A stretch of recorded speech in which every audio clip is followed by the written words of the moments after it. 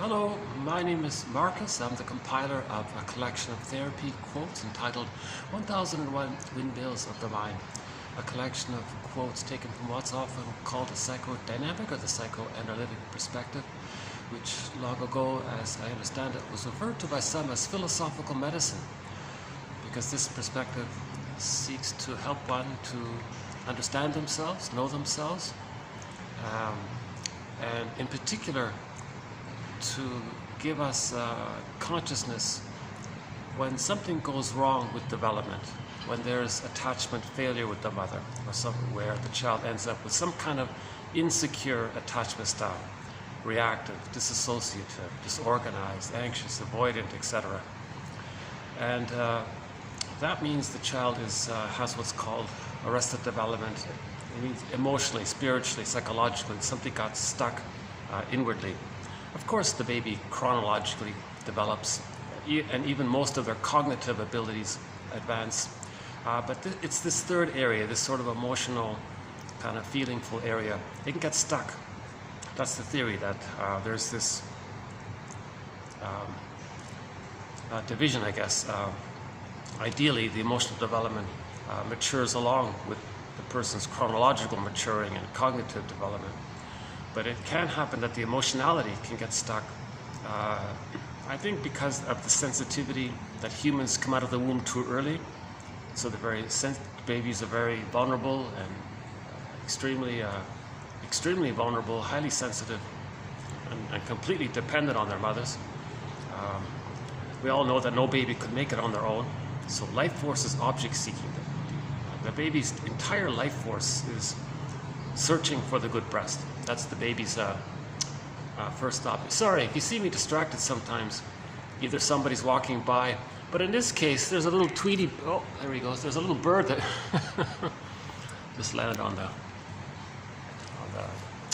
beam there. By the way, this is a redo. I did this video yesterday, 3 hours long. I was very animated, I was very fresh and alert, and I thought that was one of my better videos. And I got a lot in, and I provided, I thought, a pretty good summary. But I had an unfortunate mishap tech-wise, and now I'm redoing this. And today I'm not as enthusiastic. I'm having a little bit of an off day, so unfortunately I'm not going to be able to recapture some of that excitement that I had in the last video. It was an exciting video, actually. I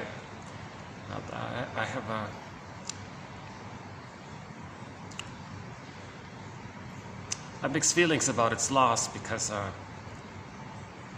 I was able to express my enthusiasm and love for this collection of quotes. At the same time, I did make a few little mistakes, so I thought, well, what can I learn from it? Well, I'm still searching for that balance of presenting the quotes in a helpful way, where there's some enthusiasm, but not too much where I end up making too many mistakes or something. So let's see how we do with this video here. The theory is that babies have to do something in their minds when the babies don't get what's called a secure attachment style. A secure attachment style. The child feels safe to continue his path in all ways, not just cognitively and chronologically, but in all ways, emotionally, spiritually, this feelingful way, right? Our feeling way, right? If there's a secure attachment style, the child can hold on to his golden ball, so to speak. Or he may temporarily need to sacrifice it, but he gets it back by the age of 3. That's the important thing. If the child feels safe with the mother, by the age of 3, he's going to have his golden ball. And he's going to be able to feel safe enough to have that golden ball. And if he has it, plus the safety he got during the first 3 years, that's called differentiation.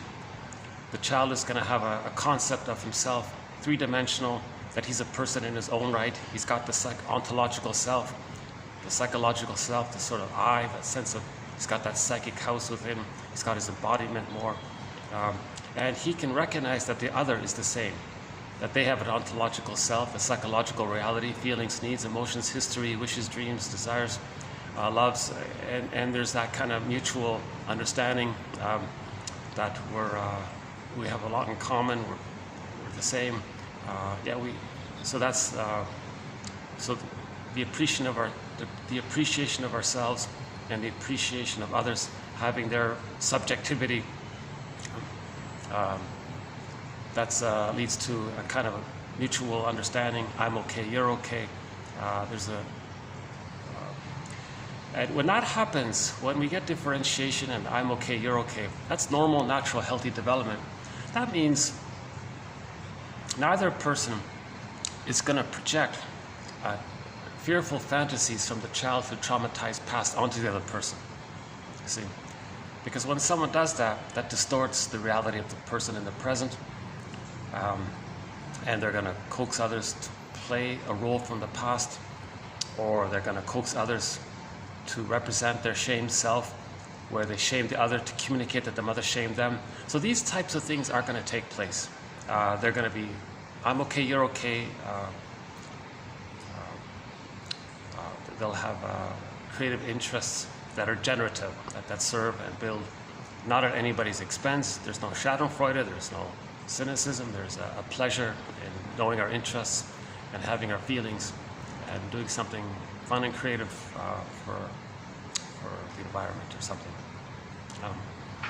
That's a secure attachment style. Okay? So the baby, for the first 4 to 5 months, gets the extended womb. Again, humans come out too early, so they need that sort of metaphorical extended womb called the stage of symbiosis, the stage of undifferentiation. Baby doesn't, like in the womb, he doesn't know where he ends and his mother begins. He thinks it's just all him, really. That's the theory. And everything around him is just serving him and meets his needs automatically. It's as if he may think he's some kind of king or little god or something. He doesn't have to think or wish or say anything. His needs get automatically met. He's pretty powerful. He's completely safe, completely satisfied. Now this period in the womb and shortly afterwards, called the stage of symbiosis, where the baby's one with the mother, that's sometimes called the unico mystica, the oceanic bliss, the oceanic feeling, the Garden of Eden, the paradise, this kind of mysterious, blissful feeling. Couples get it when they, in the honeymoon phase of marriage, they may have a little bit of that when they feel like they're one, they can do anything. Sometimes it's called the Wakonda feeling. It's also a strong feeling. With a man, maybe the mana is part of it as well. So anyways, it's a blissful, strong, happy, safe feeling. You feel like a little god, all of your needs are met. It's hard to describe, I don't really know it. The closest approximation is when somebody first has that falling in love feeling. They recreate the symbiosis with another person. So it's sort of like that, right? So the baby's sort of in that state, apparently. That's the Garden of Eden feeling, paradise feeling, right? So the babies are meant to have that with the mother during the first 4 to 5 months. Now think about it, if the baby doesn't get that, they may spend the rest of their lives searching for it, but it can't be done. It's a one-time deal, the first 4 to 5 months. If the baby doesn't get it, it can lead to a variety of personality patterns that organize around the fixation of being stunted in their development within the first 4 to 5 months. The bully pattern can come from there, the hostile, provocative attachment style, the aggressiveness, vindictiveness pattern. An introverted version of it, sort of a covert version of that, is the Iago pattern. Maybe the lower functioning BPD pattern is there. Now, of course, many of the more disturbed patterns also come from there, but we don't really talk about the antisocial and maybe a little bit the crime pattern, the mechanism of criminosis. We don't really talk too much about that. But the most difficult personalities are considered to stem from where the baby didn't enter into the oneness with the mother. Now, one theory is that if the baby, the mother doesn't even care about the child's pain around that, that can lead to the criminosis. Edmund Burglar, one of our mentors, says. Actually, we did recently start a new thread in 1001, Windmills of the Mind, the psychoanalysis of crime. And in the next video, we're going to add a quote to it, a very difficult quote. This is the most challenging thread, this new one on crime. We also started a thread on art, also a challenging one, but not as difficult, but it's also challenging. We now have 52 threads. It's an exciting collection of quotes. My enthusiasm around it kind of came out in the last video yesterday. Unfortunately, got deleted. But so the psychology of fairy tales and myths, that's an exciting thread. We have a thread on self-help exercises, a thread on TV show quotes and movies, quotes from movies and TV shows, a quote on emotional eating, a quote on how the body, the psychosomatic issue, the body bears the burden, the body keeps the score kind of thing.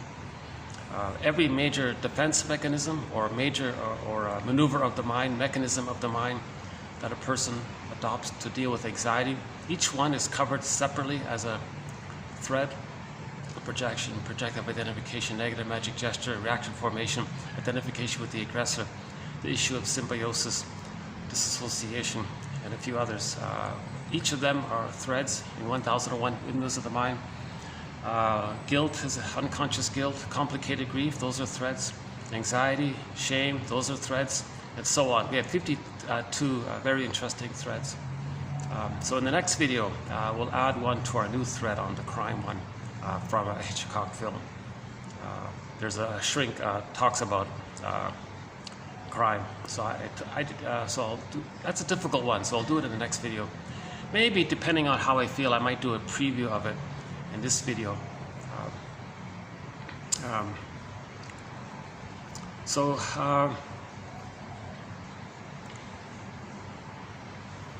Okay, so we now have 2,410 therapy quotes in 1001 Windmills of the Mind. They represent sort of the best of the best from our overall collection within 1001 Windmills of the Mind, which has over 5,000 quotes, and almost half of them represent, I feel, really the best of the best in our collection, comprising the 50 threads. Now the other remaining 2,000 plus quotes, they're sort of honorable mentions, but they're also included in the threads. So every topic has roughly 100 quotes in it. Oh yeah, the splitting mechanism, that's a key one. Right. Another one. So yeah, Melanie Klein's theory about the positions, another key thread. The splitting mechanism, projective identification. There is some jargon involved, but my disclaimer, I'm not a shrink, I'm not a professor, I'm not a social worker, I'm not a doula, I'm not a midwife, not an analyst, none of these things. I haven't even been analyzed, like I'd like to. If I had the funds, I'd fly to New York and get the analysis done for myself. In the meantime, I'm trying to read these quotes and learn about them. And somebody said the best way to learn something is to teach it. So in effect, I'm sort of trying to teach it, and that helps me to learn it as well. Now, if by chance it's helpful to anyone, I'm thrilled. I realize that my slightly anxious personality, my imperfect delivery, my stops and starts and hesitations and ums and ahs, and, it's a little, I can imagine it might not be too interesting for someone to listen to. We do have one quote that says, therapy can't take place if the therapist is more anxious than the client. Right? So I'm not trying to be a therapist here, obviously. I'm the compiler of the quotes. I like discussing them. And as a benefit, I feel like some new links are being made. I think I'm making some contribution to the psychoanalytic perspective, this second language. Okay, I got somebody just beside me there. Sometimes, yeah, if I see somebody nearby or doing something, I might get distracted. I've got somebody sitting on the chair next to me there. just behind the wall. I'm not too loud. I don't think I'll be bothering them. But so yeah, we'll be doing. So let me just go back to my sort of introduction. So the theory is that the baby needs the oneness with the mother, the unico mystica, this blissful paradise feeling with the mother. And if he doesn't get it, and he's stuck there, now when there's trauma, they want to repeat what happened to see if they can change the past. They want to undo the past. So they think they can repeat it, replay it, and magically have a better past. Because the baby's living in a state of timelessness. There's no time there. And when there's trauma, it's pain. One image is that woolly mammoth frozen in a block of ice up in Siberia. And apparently it's been like that for the past 30,000 years. That's a powerful image to convey the sense that with trauma, our feelings get repressed. It's stuck. It's kind of frozen in there. Again, it's a basic idea. If the baby has a need, mother is misattuned, malattuned, shames the baby, and the baby feels shamed by the misattunement. There are a variety of ways the mother can inadvertently cause the baby immense pain and shame, from which the baby has to adapt somehow. One way is to freeze their feelings and not know that they have those feelings, so they put their golden ball in the bag, the metaphor for the unconscious. That's a pain. Right? So when the child loses the safety and the trust with the mother, because his first agenda is to bond to the mother, he figures, well, to increase his chance of pleasing his mother, placating his mother, not making his mother more comfortable, to ensure that connection, even if it's a painful connection. The theory is the baby has these needs with the mother. It's as if the baby were to speak. The baby comes out of the womb and, hey mother, where are you? I'm looking for you. I need you. And the baby's removed from the mother, put in some other room or something. Oh my God, mother is not there. Does that mean there's something, did I do something wrong, or is there something wrong with me? Because the baby thinks he creates everything. Everything is about him.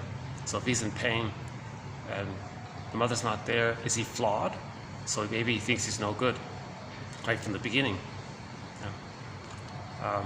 So he thinks to himself, what does he have to do to have his attachment to the mother? So maybe he thinks that his feelings, that his needs bothered the mother.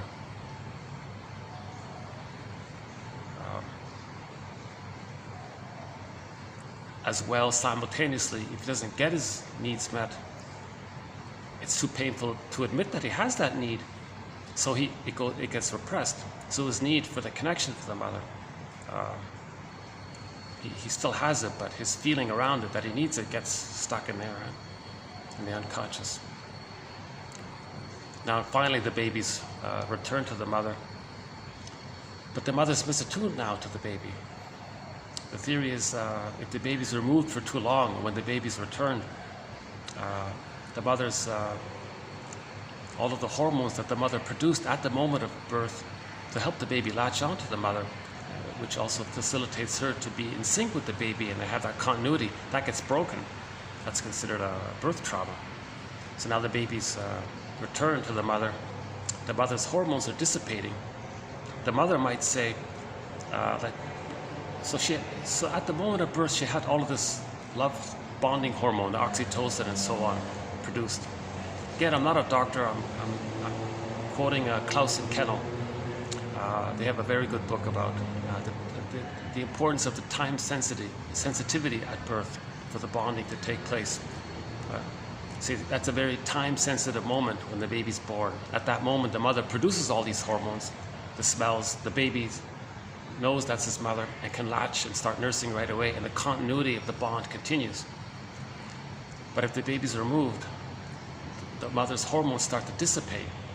Now, oxytocin, that's like a love hormone, bonding hormone. If that's dissipating, she's kind of feeling sad now.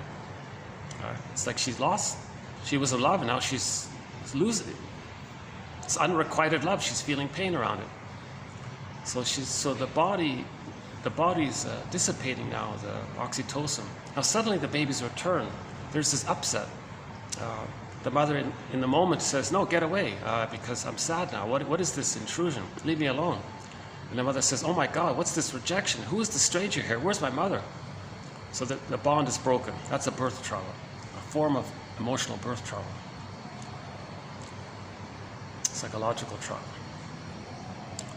So the baby can't feel his needs around bonding. He does bond, but it's going to be in a painful way. So a lot of his true self, his true feelings, his true identity, what he needs from his mother, a lot of that, all aspects of that, many aspects of that gets put into the unconscious. It's called a non-reporting brain. It's in the brain somewhere called a non-reporting brain. Oh, I got some, let's see. I don't want to get anybody in the camera here. Got another person here. How are we doing here?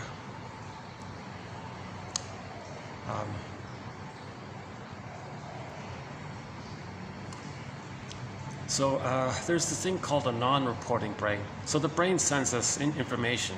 So if we have conscious awareness of that, that's sort of our ego, our mind, our consciousness. Right? So that's we're aware of it. We might call that's our mind, let's say. Now the brain would like to send us more information, talking about memories and feelings and needs, like more. But when it can't, that's called a non-reporting brain, or the unconscious.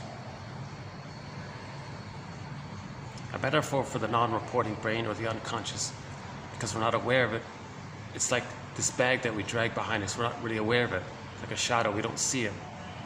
So we put into the non-reporting brain our memories, even perception of what happened, that goes into the bag. Because the feelings and the event and knowledge of the event and perception of the event, they can't be linked, they get split, and now they're separated in the bag. So the knowledge of the unperceived event is in one box. The feelings that would be around it get separated and put into another box. Now even the baby's desire to have them linked up together, that gets put into another box because he's afraid to make the link. So in this bag, there's so much memories of our trauma gets put into the bag. Now I feel, therefore I am. So we often say, I feel, therefore I am. There's a link there between our embodiment, our sense of self, our ontological self, our identity, our feeling connected to ourselves, and that sense and the feelings that around it, that gets put into the bag. So we all live in a psychic house called the soul castle. So the child's soul castle gets put into the bag. In the Odyssey, it's Ithaca, far away from the person. And Penelope is feminine, the emotional side gets put into the bag. Again, in the Odyssey, that's all like one dream. All of the characters in the Odyssey is for one mind. Myths and fairy tales are metaphors for psychology. They're metaphors for internal dynamics. Right? Myths and fairy tales are soul stories. They're true on the inside, not on the outside. So in the Odyssey, Odysseus has a long journey to get to home, meaning connection to himself, his embodiment. When he gets home, then his feelings are going to come up. The reunion with his feelings. That's being reunited with Penelope. So the baby has them at the beginning. He loses it. He's got to find it back. So Robert Bly says, we put so much in the bag in the beginning. By the age of 5, so much gets put in. And we drag it all our lives. At the same time, we're spending the rest of our life trying to get back what we put in. Now, this non-reporting brain, this bag, it's sometimes called the inferring mind. Our consciousness is meant to become aware of what's in the bag. The goal is to make this conscious, to reintegrate, to re-own, to re-synthesize, to get back into ourselves, our developmental path, our feelings, our golden ball, our soul castle, our Ithaca, so on. So one inference is that when there's trauma, that's pain, we don't want to have that pain. So we want to relive the scene with the mother, symbolically in the present with others, to see if we can change the past, get a better past, reenact the past, have a better outcome for the past. Now it can't be done because there is time. There is time, but the unconscious mind, the baby, doesn't understand time. So that's the memory of what happened to the baby, that goes into the unconscious, or the inferring mind, or the non-reporting brain. Now there's this drive for healing. There's this drive to make us conscious so we can lift the anchor on the arrested development, lift the thorn. So in the animated film Kirikou and the Sorceress, a French animated film, very good family film, little Kirikou is able to lift the thorn from the woman's back. So we want to lift that place of where we're frozen or got stuck. So we get frozen and stuck many times at birth or shortly after birth. If it happens within the first 5 months, again, that leads to certain types of personality patterns. If the fixation is between 5 months and 18 months, that's a narcissistic pattern primarily. If it's between 18 months and 36 months, that's maybe the codependent pattern and other patterns around in that area. So the theory is that personality patterns can spring forth based on where the fixation or stunted development, or where the point where the person gets frozen. Then there's a personality that springs forth around it. And that personality is based on reenacting and repeating what happened to get a better past, to resume development. So we have arrested development, stunted development. So people are expressing their stunted development in different personality patterns, but all those personality patterns are trying to undo the fixation. So the reason there are different personality patterns, the narcissistic pattern or the codependent pattern and so on, because they're arrested, they're frozen at one point or another. The narcissistic pattern is frozen before 18 months. The codependent pattern, let's say, is frozen after 18 months. So the personality patterns are going to be different, because the codependent pattern wants to resume development from the place they got stuck, somewhere in the second year. But the narcissistic pattern wants to resume development where they got stuck, somewhere within the first year, that kind of thing. So the personality patterns look different because they're reenacting and looking for something different. In the bully pattern, for example, they're looking for this symbiosis with the mother. But nobody in the present can be the breast mother and provide that unico mystica. So the way the inferring mind is trying to get us to make us to present their inferences for our conscious mind to see that there are inferences. That's a communicate. So the inferences are a communication from our second self, our secret self, our shadow soul, the skeleton, the double self. Okay. So if we were to amalgamate all of our selves that we don't know about, all of our pain, all of our potential, all of our gold, all of our interests, all of our hurts, if we were to amalgamate and in some kind of metaphysical imagining, create some kind of character that embodies or possesses all of our own disowned traits, that's called the double self. So in literature, the idea is the protagonist wants to befriend the double and get to realize that that double character is him. And he wants to accept and own for himself that what he sees and what he's learning from the double self, it's for him. It's a part of him. He's trying to accept what he sees into himself. So it's a very powerful motif in literature, this idea of the double. I recommend strongly Otto Rank's essay put into a little tiny book called The Double. Otto Rank, The Double. That's an excellent, I think that's a must read personally. He talks about the play called The Student of Prague. Yes, it was put into a silent film in the 20s. A little confusing, but I like what Rank, how he explains it. The basic idea is that this character in the play met up with this other character. And he didn't understand. So again, this is a sci-fi kind of fantasy story, a genre that can be used to teach psychology.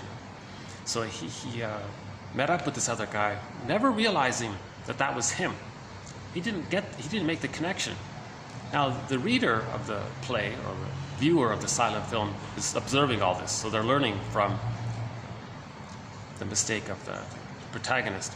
So in the story, he argued and quarreled with this other person. Oh my God. Finally, when he hurt that other person, he hurt himself. And then the tombstone, it said, here's a guy who wrestled with himself and lost. He didn't get it, that it was him. The moral of the story, the message was, we want to befriend the double self. We want to make friends and get to know this double self. Okay? So in the Phantom of the Opera, she does it. The singer goes into the basement. That's metaphor for the unconscious, underworld, basement, this other place. And then she meets this character. Again, that's not meant to be some external character. That's her double self, or an aspect of her double self, or one of her double selves. Okay, so she dialogued with that scary dude. Right? That scary dude is just some metaphysical imagining of something embodying the woman's own disowned traits. So he represented a lot of pain, shame, and rage, and all that. Right? Now she befriended the Phantom character, learned from him, because that was her. He is representing aspects of her own self. Let's see if I can avoid this here. Okay, so when she befriended a Phantom guy, and meaning facing shame, learning the truth that she feels angry, that she has repressed anger, that she has repressed pain and shame, and she's learning about it, and she's accepting things about herself. As she accepted things about herself, meaning befriending the double character, accepting it, that it's within. Then when she went back on stage, she was a better singer. She was more embodied, she was a richer, fuller singer, because she found more of her feelings. I feel, therefore I am. If a singer sings from a position of the I am-ness, maybe there's a certain resonance or something. So this is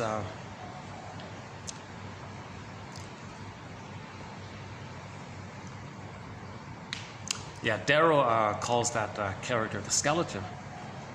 You don't see it, right? So, and he says you want to welcome the skeleton to the fireplace, treat him as an honored guest who had a right to be, who has a right to be, teaching us that there is integration, that there is wholeness, that there is healing, that there is, quote, a conquest of the self, he said.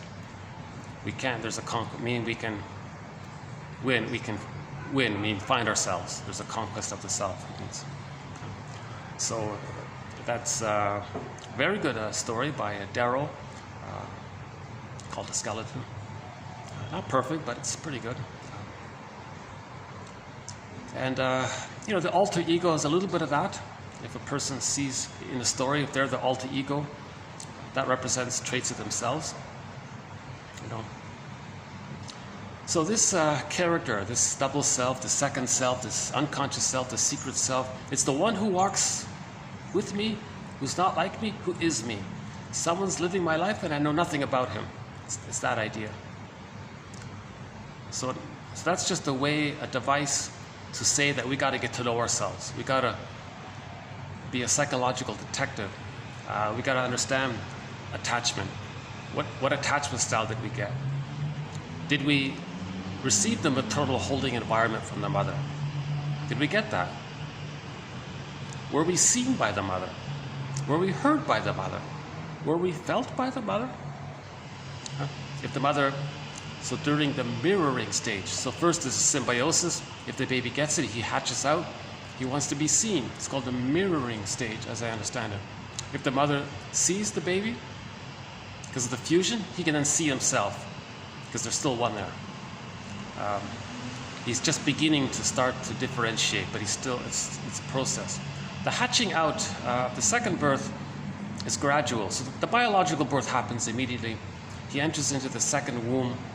Now, when he hatches out at 4 to 5 months, it's a gradual hatching out up until 3 years. So he started to hatch out. As he's starting to hatch out, right, he's looking to be seen, heard, and felt. So if the mother hears the baby, he can hear himself. The mother feels the baby, he can feel himself. So he needs the mirroring.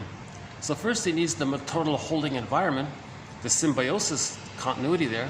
Then as he hatches out, he needs to be more accepted as a unique person, accepted that he's unique and his mystery is accepted. One quote said, the mother accepts the uniqueness of the child and takes delight and pleasure and protects that, and she's pleased to see the child grow and cares for the baby's development and happiness and well-being. So she's delighted that this is a unique person, different from her, and the mother is giving to nurture that. Now, if the baby sees that the mother is using the baby to accommodate her emotions, that's a trauma. Because the child has to give himself up in the process if that takes place.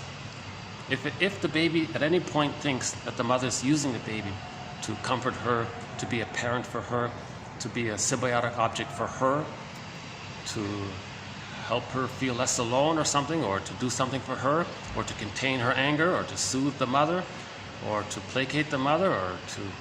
Because some mothers, when they get a baby, they say, aha, at last, now, finally, I'm going to have somebody who's going to respond to me, listen to me, do what I say, be attentive to me, be there for me, be around for me. So I don't want to feel separation anxiety, because the mother herself didn't get those needs from her parent. She thinks she's going to maybe now get it from her child. So that's called childhood parentification. That's a trauma for the child, because he's going to sacrifice his golden ball, his development, his happiness, his future interests, his future ability to have tenderness and gratitude and love, acceptance. Oh, we have a new word coming up in the next video. What's it called again? Caritas? It's in Latin. Oh boy, yeah, okay, we have a new word coming up in the next video from Latin. Interesting. From a guy named Alfred.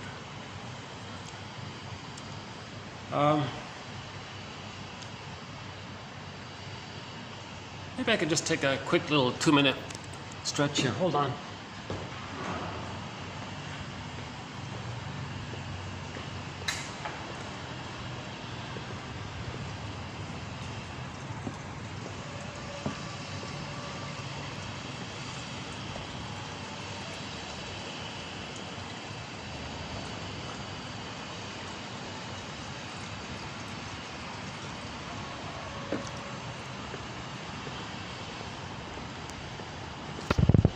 Well, the guy that's beside me fell asleep.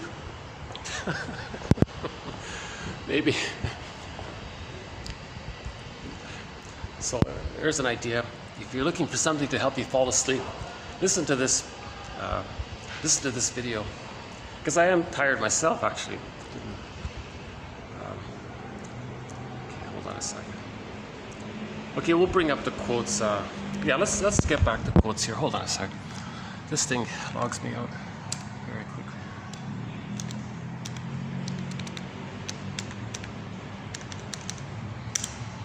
Okay, there's our quotes for today.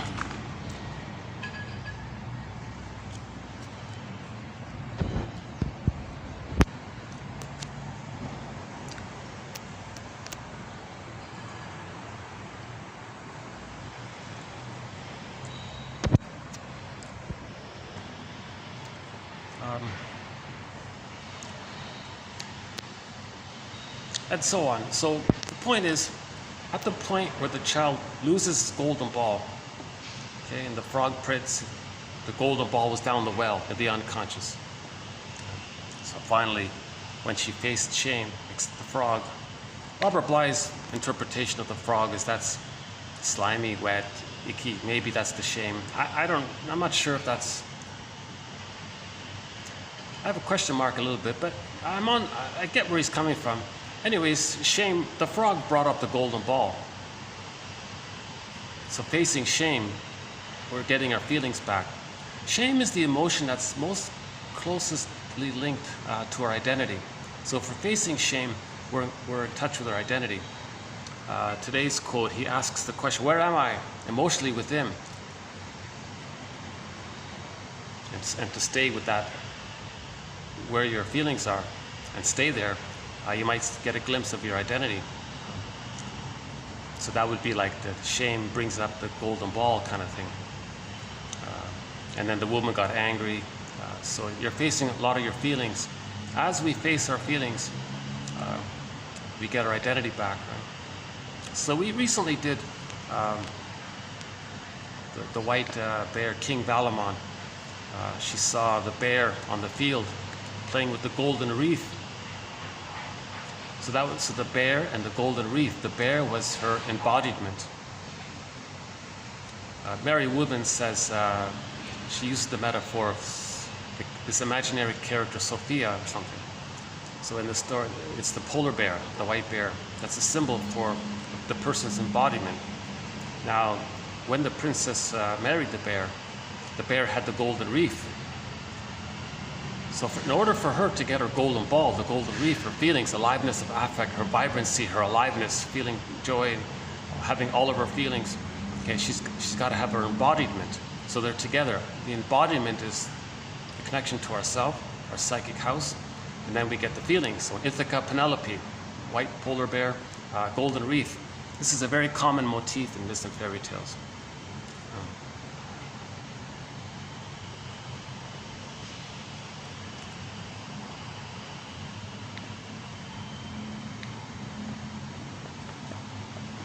And again, when she married, the other image of the white bear, King Valamon, was this dialogue between our disowned embodiment, that's the unconscious, that's the bear there. So in the story, her husband was half bear, half man. So that's within her. She's having a dialogue with her unconscious and her conscious. How do I feel?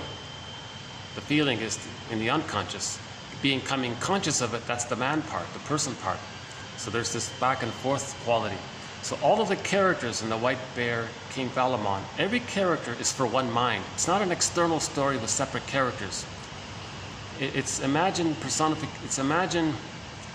fantasized imaginings, personifications that embody or encode or display something aspect of ourselves. So every character in White Bear, King Valamon is for one mind. It's like one long dream. Just like you wake up in the morning, everything that you dreamt belonged to one mind. I belong to your mind, that's one mind. So a myth or a fairy tale is like one long dream like that. It's for one mind. So all of those characters, all of the characters we see. So for example, in the White Bear, King Valamon, there was this boar queen, this voracious witch monster woman who would eat people or eat things. Voracious. So that was the image of our own pain, shame, and rage. The baby's own pain, shame, and rage projected onto the image of the breast. So the baby's relating to the breast. That's like a canvas. He can't accept his rage. He puts it on. He creates an image of the mother as being enraging. The mother's powerful and large. So the baby's now the giantess is enraged. Now. The baby wants to take in, that's repressed. He sees that the mother wants to take him in. So the witch won't eat me, title of one book. And Hansel and Gretel, the witch wants to eat the children. That's a symbol to talk about the baby's enraged, that the baby's enraged, that the baby wants to take in. But in the unconscious, it's primary process thinking, it's pictorial thinking. Things are exaggerated. It's a different world. We live in two worlds. So the non-reporting brain is this Alice in Wonderland kind of fantastical world of imagining. Things can condense, things can flip around, emotions to one area can be displaced to something else. Now the splitting mechanism is vividly seen in myths and fairy tales because one of the main motifs in myths and fairy tales is the goddess and demon. That's the psychology of the splitting mechanism. Right? So the baby's relating to a frustrating mother. That's the truth, he denies it. Puts the concept of the mother into one bin. But he's bonded to her, but he can't accept it. Now, how does he feed with the mother if he's so scared of her? So first he's enraged, he puts the rage onto the mother. Now he thinks the mother's enraging, so he's scared of her. He denies it and hallucinates the beautiful divine mother. And then he tricks himself to think that his mother is this heavenly, supremely wonderful woman character. So that's the goddess image, and that's how the baby tricks himself to feed safely. It's called the splitting mechanism. So the psychological maneuver known as the splitting defense. Deny the reality that the mother is shaming him because it's too painful. Create a separate person a separate, wonderful mother image. It's called the ideal breast or the goddess breast or whatever you want to call it. And he thinks he's I think the workers are going to do some repair work here. So it's going to take me a minute to get used to this. Yeah, sorry, it's funny. I was so fresh and alive yesterday.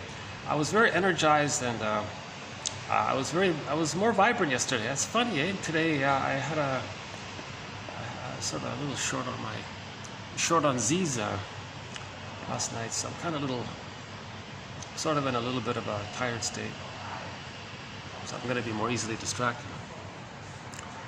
That's too bad. I'm still thinking how fun it would have been to watch back that video. It was one of the most animated videos I've ever delivered. And I crammed in a lot of material, and I thought, oh my God, what a pity it got lost.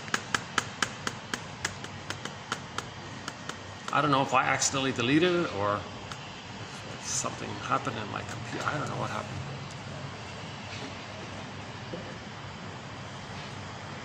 See, I'm still lingering. I still have these lingering thoughts about what happened during the summer. I also delivered some excellent videos during the summer from May to August of this year, 2022. 17 excellent videos. I was on a roll there. I felt like I was starting to get into my rhythm, and I was speaking more smoothly. I was speaking more clearly, cogently, and I was getting views, 20s, 30s, 40s. I was actually starting to get some viewers. Suddenly, mysteriously, all those videos are lost. It's possible I accidentally deleted. I don't think so, but so maybe there is some hacking going on. I don't like that. I think 1001 Windmills of the Mind adds value to the human soul. It's adding. Not many people are presenting this material. This is only twice. This is only the second collection of psychoanalytic quotes ever compiled, to the best of my knowledge. The first was done decades ago by Gregory Bauer in his book Wit and Wisdom in Psychodynamic Psychotherapy. Now we have this collection, the second one, 1001 Windmills of the Mind, vastly updated, way more in depth, more topics, more variety, richer material. It's much more inclusive. We've got quotes from everybody, from all sources. If it's helpful, I'm including it. In the next video, we'll add a quote to our thread on TV show quotes from the great show called Judd for the Defense. A very good TV show. If you're looking for a good legal drama, I think the best one ever made is Judd for the Defense. J-U-D-D, Judd for the Defense, starring Carl Betts. What a great show. It's not on DVD, it's hard to find. A few of the episodes are online, but most of it's missing or unavailable. So we have quotes from that show, from what I was able to watch, and quotes from The Fugitive, another great show from the 60s, because we're emotional fugitives. Those who run from their feelings remain fugitives from themselves. So Richard Kimball in that show, The Fugitive, always running. One tagline was, Richard Kimball, a fugitive from the justice he seeks. So the baby is an emotional fugitive from the love he seeks. The baby's in a double bind. He can only turn to his mother for the love that he seeks, but now he's a fugitive from her. So that story, The Fugitive, I think is a very good symbol for this inner world, running away from our feelings, looking for the safety we need to have our feelings. But the mother, the original safety, was the source of the pain that caused us to run away from her, but we're looking for her at the same time. So Richard Kimball is looking for the justice, but the justice is hurting him and chasing him. The baby's looking for the mother, but the mother's hurting him, and he's got to flee somehow.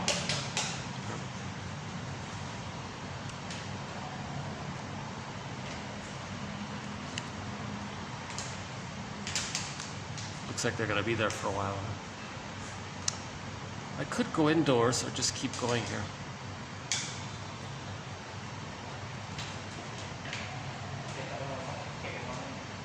Yes, that's our first quote, by the way.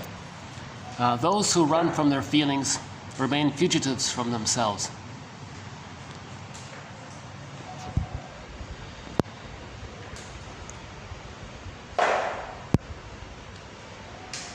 Yeah.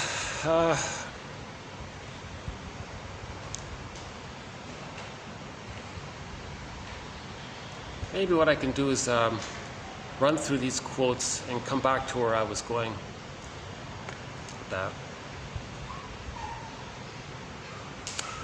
In summary, Russell says, when the child's frozen with the trauma, that's psychic pain, emotional pain. Nobody wants to feel that pain.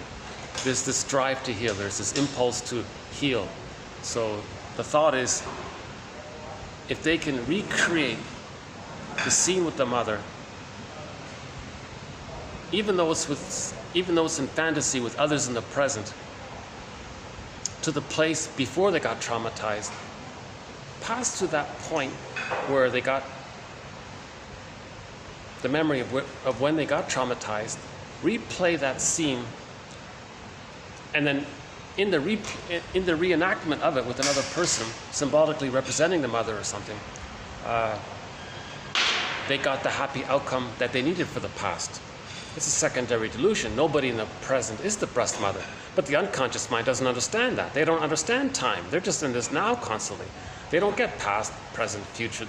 Everything's just now. So they're in this now constant pain. So they're this compulsion, repetition compulsion. They want to repeat again and again to get a better outcome for the past, a new past, a happy past, a past that allows them to keep their feelings, that allows them to keep their golden ball, a past that where they weren't traumatized. So there's this repetition compulsion. So we reenact the past in the present. We're going to replay it again and again. Now there are two ways to reenact the past. One way is called direct reenactment. Okay, so the mother shamed the baby. He felt shamed. That's a trauma. He's going to reenact it. So he'll ask his friend to shame him. Not consciously. He'll unconsciously fix it with the friend so that the friend shames them. He'll do little passive-aggressive things. His tone, his innuendo, his body language. He'll try to coax, induce, taunt, push their buttons. Do what he can. He wants to get it to the point where his friend wants to shame him. That's a reenactment. And he'll do it again and again. That's a direct reenactment of what happened with the mother. Mother shamed him. He gets everyone around him to shame him. He's reenacting it. He's trying to master it, trying to not feel pained by it. He's trying to get to a place where he can hold on to his feelings and not be shamed. So he's trying to master. It's called belated mastery. It doesn't work. Russell says you can have 20 lifetimes doing that. It doesn't really work or change the past. But there's this kind of, got to do something. He's trying to do something. Now, a second way, the reenactment, the repetition compulsion, where we transfer the past and the present, right? Misperceiving the present, distorting the present, misusing the present, casting people in roles in the present to represent people in the past. Right? Another way we reenact the transference is called identification with the aggressor. The baby's so pained by what the mother did, he identifies with her. He becomes her. His shamed self is so repressed. When something's repressed, it's projected. He's going to see his pained innocence onto others, identifies with the aggressor, and then shames them to communicate that the mother shamed him. It's called the negative magic gesture. Okay? So he reenacted what happened to him, but this time he plays the role of the mother, and he gets others to play his innocence, and he shames the innocent people. So prejudice can come from that. They'll find non-threatening substitute others, see their innocence onto them, and then shame them to communicate that the mother shamed them. Now this activity of reenactment, transferring the past due to the compulsion to repeat the heel of the trauma, okay, this activity is meant to be a mirror. This is the inferring mind at work. This is the unconscious mind at work. Berger calls it the puppet master. It's trying to help you. It's creating this mirror for you to observe that reenactments like this, either direct or the flipped version where you identify with the aggressor and then shame others to reenact how your mother shamed you. Okay? This activity, if you're conscious of it, Okay? That's like creating a mirror to see what's going on. To be aware that there is trauma. To be aware that there's this compulsion to reenact it, to see if we can change the past. Okay? Amy Baer says, we repeat the childhood past in the present because of the pain we're feeling. It's this pain we're feeling that's the motor, that's the motivating, driving force for the repetition compulsion. We're trying to not feel that pain. Right?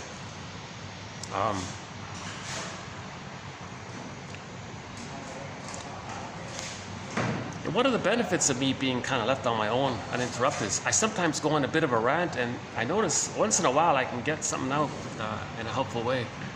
But when I'm tired like this, I'm not gonna get it. That's why yesterday's video was a pity. I was uninterrupted for most of my delivery for almost 2 hours. I was interrupted, and stuff started to come up. I was making little links. Hopefully today's not going to be too bad. I'm going to post this because I have some new quotes I want to post as well. But I don't mind redoing yesterday's quotes. So in this, so that's the key point: to be aware that we're transferring, to catch ourselves to have conscious awareness that we're transferring. Now we're in command. Now I get what I'm doing. Now I know why I'm distorting the present. I'm taunting someone to play the rejecting mother because he's reenacting that the mother was rejected, that the mother rejected him, and it's painful, so he's going to reenact it, to be aware of it. So repetition compulsion is synonymous with trauma, Russell says. We have a lot of excellent, we have a very good, I think the second best thread in this collection is on transfers. I would say maybe the splitting mechanism is probably the most important one. The second one, I'm going to go with transference. A lot of it was started by Paul Libby Russell, 2119, I believe. That's a good place to start with the topic of repetition compulsion. Paul Libby Russell. He says, we don't have our feelings, and that's why we are repeating. We are repeating or reenacting the past and the present because we're looking for our feelings. Now finally, when we get our feelings, we stop repeating. But to get our feelings to stop repeating, we need to know our narrative truth. We're looking for our story. That's called the mourning process. That's called the truth will upset you free. The truth, the story, the narrative truth, the truth that you have that the person had an insecure attachment style. That's a painful truth because now you got to mourn the loss of who you would have been had you been loved. You got to mourn the loss of all those years and pain and missing out on who you were meant to be. Sadness for the parent, for their situation. Okay, the truth will upset you free. So you got to look for some of this truth material.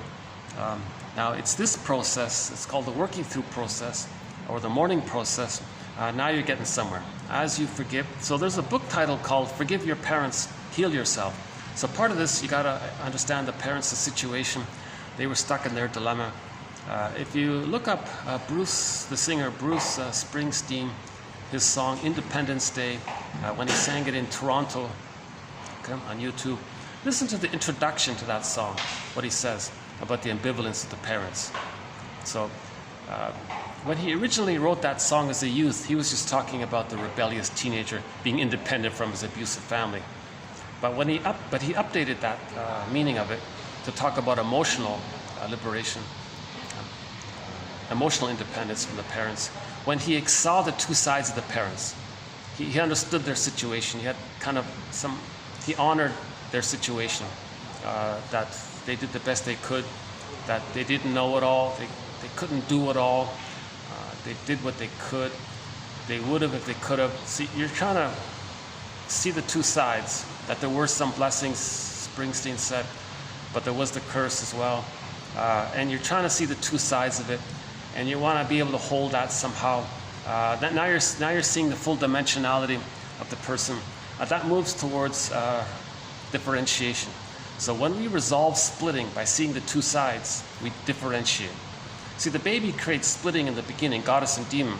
That prevents differentiation. Splitting blocks differentiation. If the splitting is still being used post age 3, the person doesn't know themselves, they don't have their ontological self, they don't have access to the real self part of the self and the capacities of the real self part of the self. Okay, described by Masterson in his book, The Search for the Real Self, the capacities. So the ability to mourn, to know his interests, creative spontaneity, intimacy, joy, gratitude, reparation, charisma. There's a new term we're going to, in the next video from Latin, is it charista or something? Charissa? Oh boy. There's a word that talks about when you value the other, when you value the other. There's a word for it in Latin. Alfred was saying we got to bring that word back into our vocabulary. Let's see if I can dig it up quickly here. Hold on a second. That's the second time I've mentioned it here. I just found it just before starting this video here. Let's see. Hold on a second. This is for the next video here, but let's find that word here. What is it?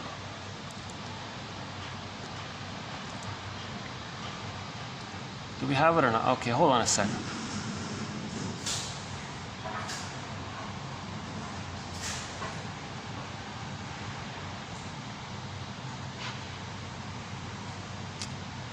No, maybe not.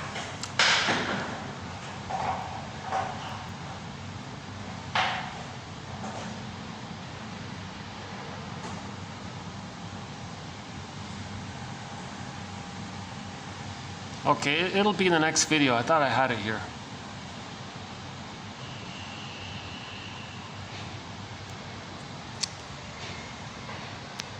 Oh, there it is. Oh, here it is. Caritas. Oh, there it is. Caritas. The concept of love and reparation developed by Klein is captured well by the term caritas. Caritas.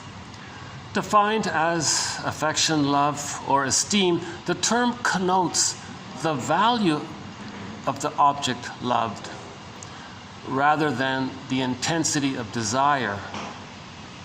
So he says the little nuance there is that when we value the other, he says in the original Latin, the term was said endeared, what was it? Endeared, high value, something, what was it? High cost or something.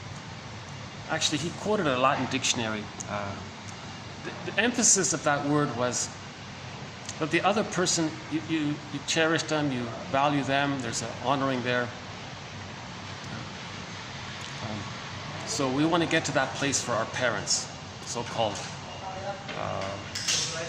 gross Kopf.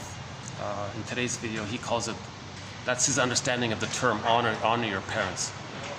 Meaning, like Bruce Springsteen said, see their reality, see their situation, see their dilemma, understand that they were stuck in their dilemma, that they had trauma as well, and they're doing the best they can. They didn't know it all, they couldn't do it all. So that's sort of the honoring of it all, kind of thing. So we'll see if we can update this one called Caritas. Caritas. C-A-R-I-T-A-S. It's a Latin term. It means love, but when you say it, the meaning that comes across by the term, the connotation or the inference of caritas is not so much of your yearning for the person, oh, I love that, I love that, I love her, kind of thing. It's more about you honor her, and you know, when I first saw this term this morning, my first thought was the indigenous people. I have that feeling for them. I value the indigenous people. Their rich, refined culture they developed over 50,000 years or 100,000 years or whatever it is. There's still a few traces left of it, but even from those few traces, you can tell they had a very rich, developed, lovely culture with their storytelling and their myths and fairy tales and their song, dance, and ritual to deal with anxiety. And they had a whole system, a whole advanced culture. They were extremely developed. It was all about healing. It was all about ontology. I'm okay, you're okay. So that's my feeling of the indigenous, the First Nation, the Inuit, the First Nation, Aborigine, etc. all the indigenous groups around the world. That's sort of my feeling for them, because they've developed an advanced, refined whole cultural tradition that's all about healing and about knowing ourselves, dealing with anxiety, community, and there isn't Schadenfreude in these traditional cultures. Right? It only started out from 10,000 years ago, but prior to 10,000 years, it was Homo naturalis. I'm okay, you're okay. It's indigenous people, there's a few glimpses of it. They're still trying to hold on to tiny crumbs of it that's left.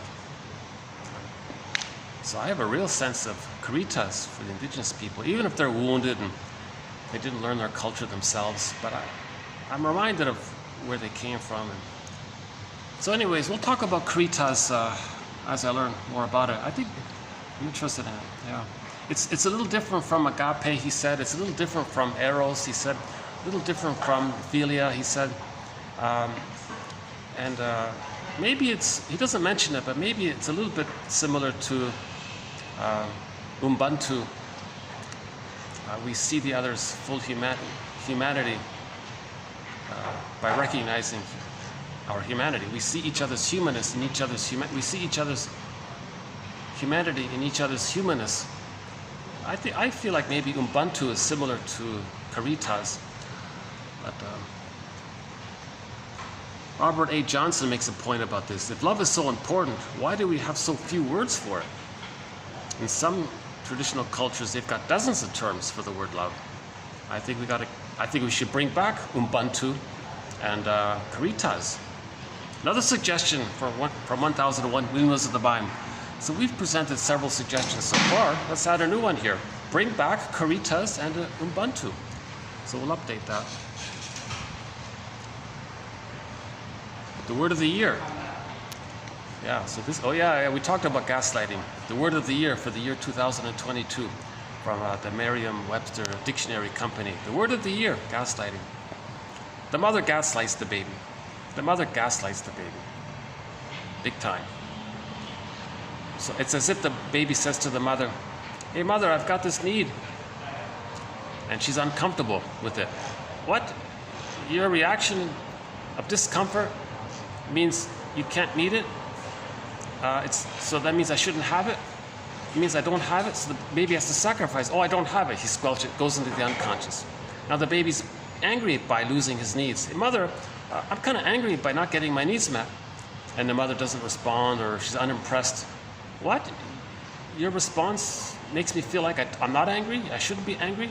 You're ignoring it? You're not seeing it? You mean I can't be angry? So it's as if the mother's saying, I don't care that you're angry. No, you're not angry. Oh my God, I'm not really, but I am. No, you're not. So the child can't accept his truth, his reality, his perception of reality. The mother in effect, the mother gaslights the baby. So that goes into the unconscious. You know, this is called a strain trauma. If it happens again and again during the first, and finally it builds up and he gets stuck at a point.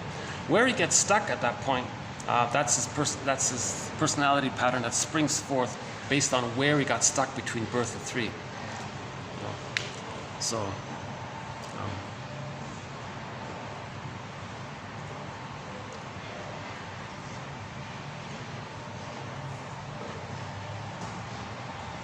Hold on a sec. Let me just do a little.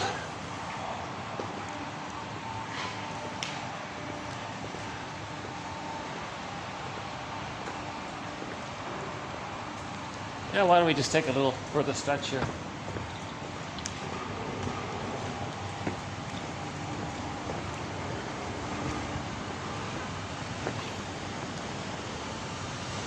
Oh yeah, yesterday we talked about the acronym. Oh, it's a sunny, hot day today. Yeah, okay, that's okay. All right, let's continue.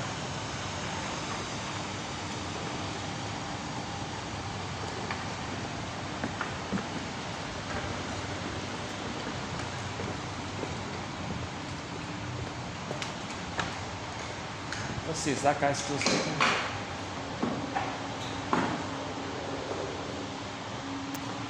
Oh, he just woke up. Huh?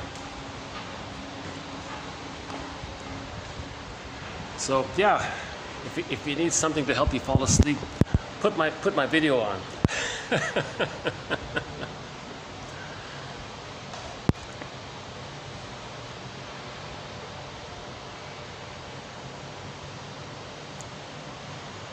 But only if you don't feel anxious.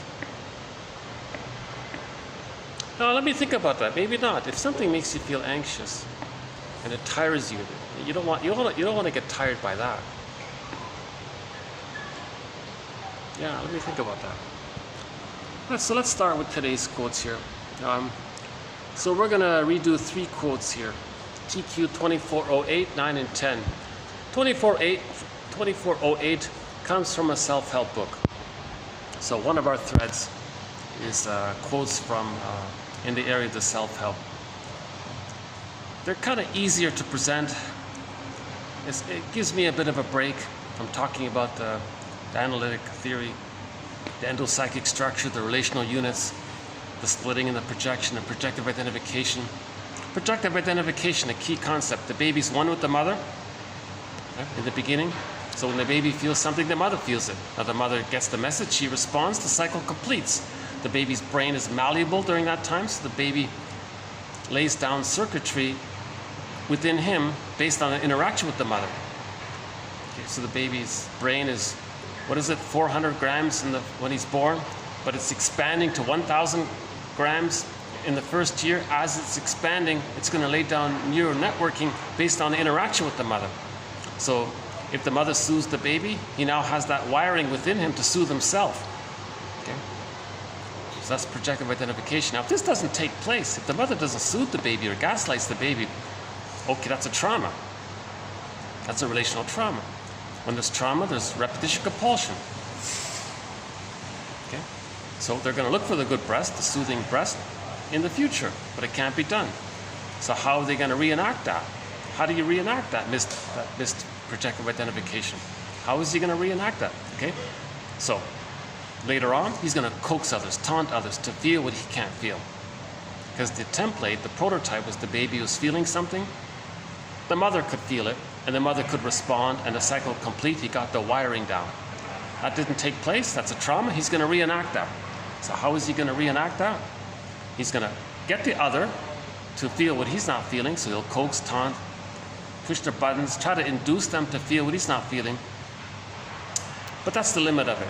The cycle can't complete. Even if he succeeds in pushing their buttons and they express what he can't know about himself, the cycle can't complete because, number one, the other person in the present isn't the breast mother. Number two, it's past that critical time when the brain is laying down the networking. Number three, nobody can invent a time machine, zoom back to the past prior to the trauma. The person in the present morphs into the good breast mother.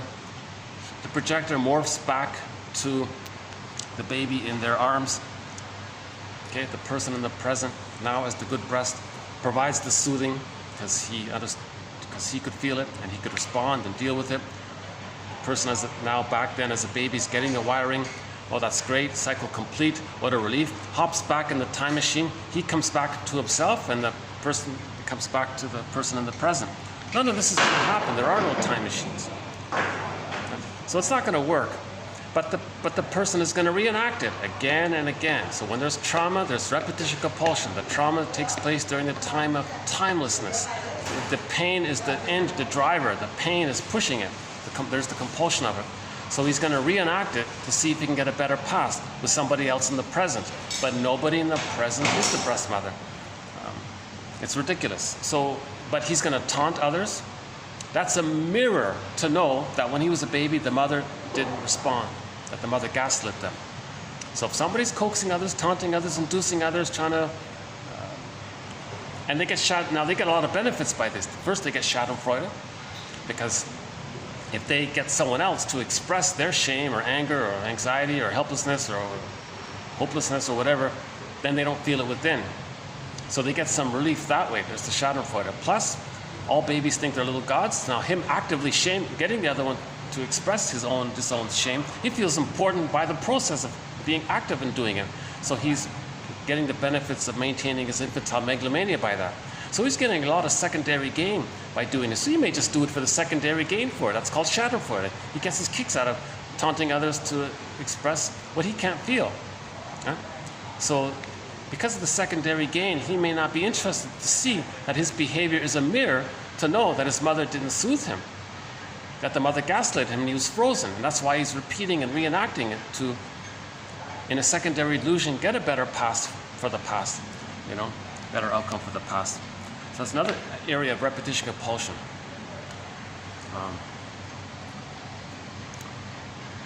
So let's do this quote here by Barry Grosskopf. I think that's how you pronounce his name. Oh, sorry. Is it Gross or Grosskopf? Grosskopf? Sorry for mispronouncing it. It must be Grosskopf. Anyways, very good book. He wrote 2 very good books. One is called Forgive Your Parents, Heal Yourself. That's the reparation, seeing your parents with the caritas attitude, honoring their situation, respecting their dilemma, what they went through, seeing that they got stuck, how they did what they could, and they did, since they didn't get the love themselves because they were in survival mode, therefore they didn't know it all, they couldn't do it all because they didn't receive the love they needed. Now when the parents are traumatized, they're doing the same thing that everybody does. They want to reenact the trauma. Now unfortunately, intergenerational trauma, they're going to use their children in that reenactment, as if to say, look, mother in the mind, you shamed me. Now my child here, your grandchild, I'm going to show you what you did to me. I'm going to shame them to communicate that you shamed me. So she's reenacting the trauma with the mother, using the child. So the child is there for the traumatized parent to see his innocence onto. Now he's going to identify with the aggressor, shame the child to communicate that the mother shamed him. That's reenactment. Now that very same woman goes to the office and taunts the boss to shame her. That's reenactment. So the mother may be stuck in her repetition compulsion, her existential net, her existential dilemma of being stuck with the rest of development, stunted development. She may have had prenatal distress syndrome, birth trauma, environmental shocks. That's underappreciated. All of the broken spirits out there from the environment. Underappreciated. So I was just thinking on my way here, I want to replay a song that we played about 2 years ago from an indigenous singer called Broken Spirit. What's her name? Janie Luzon? Broken Spirit. Because the quote from yesterday, which we'll do again today, was, if we don't know our feelings, it breaks our spirit. Maybe we could start with that one here. It's here. Well, it'll come up. I think it's in here in today's video. So let's run through the quotes from, so we'll be doing some quotes from his 2 books. One is called Heal Your Parents, Forgive Yourself, and the other one is called Hidden in Plain Sight, Understanding Our Puzzling Emotions, something like that. So we'll do most of them in this video, and because of space limitations, I'll have to do the rest in the next video. Okay, so these quotes will be from his 2 books. Highly recommend them, these 2 books. In particular, the latter one called Hidden in Plain Sight, Understanding Your Puzzling Emotions. That's sort of an update to his earlier one, Forgive Your Parents, Heal Yourself, which was more anecdotal, more about storytelling. But I found the second one more helpful. So most of the quotes actually are from the second book called Hidden in Plain Sight, Understanding Your Puzzling Emotions. So let's begin here with the fugitive one. Those who run from their feelings are fugitives, remain fugitives from themselves. Richard Kimball, a fugitive from the justice he seeks. So again, we're afraid to feel our feelings, to know our feelings, so we're running away from them. So we're all emotional fugitives. So when there's trauma, we become emotional fugitives. We're afraid to grieve. We're afraid to face the truth. So we want to build our knowledge. We want to strengthen our minds. We want to use these quotes and theories and models and speculations and philosophical tradition to build our understanding. That gives us some kind of strength, gives us some encouragement to face our feelings, to welcome our feelings, because we want to stop being a fugitive. We want to find home. Our home is in those feelings. Our home is under those feelings, but we're running away from our inner home. Right? So in the Odyssey, there was a lot of temptation to run away from our inner home. The Lotus Land one, disassociation, blank out, don't grow up kind of thing. You know, Calypso says, oh, just stay kind of like a mama's boy or something. Well, Calypso, Circe, the same thing, just forget it, just stay in denial. You know, and he said, no, I'm going to move forward. Now he had to face the Cyclops, meaning the memory that he wasn't fed properly, the force feeding or something. Okay, so the baby maybe should bite the mother to get the mother to feed properly. So he's angry, he's got to face some of the anger around that. So the symbol is, I guess, when he attacked the Cyclops, the eye there, that's the nipple. So the Cyclops is the breast, the nipple. So remember, things are exaggerated. In psychoanalysis, in the primary process pictorial thinking world, everything is just so wildly exaggerated, monsters and all this.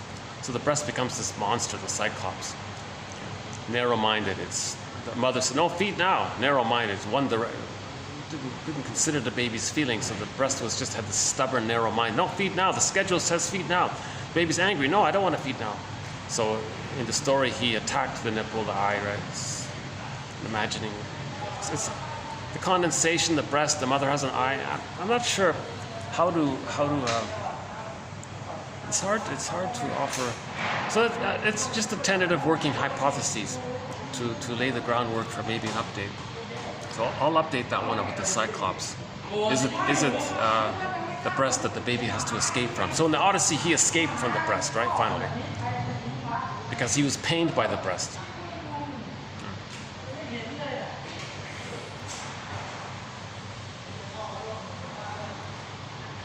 So,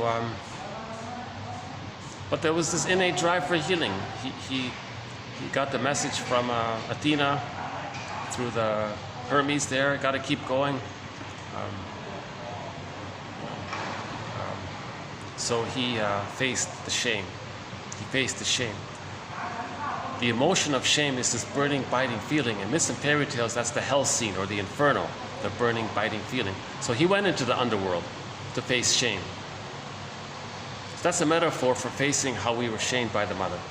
Okay? Now, in the underworld, he saw his mother. So there's the link between him having been shamed and his mother. He saw the mother. Now, saw Sisyphus in the hell scene.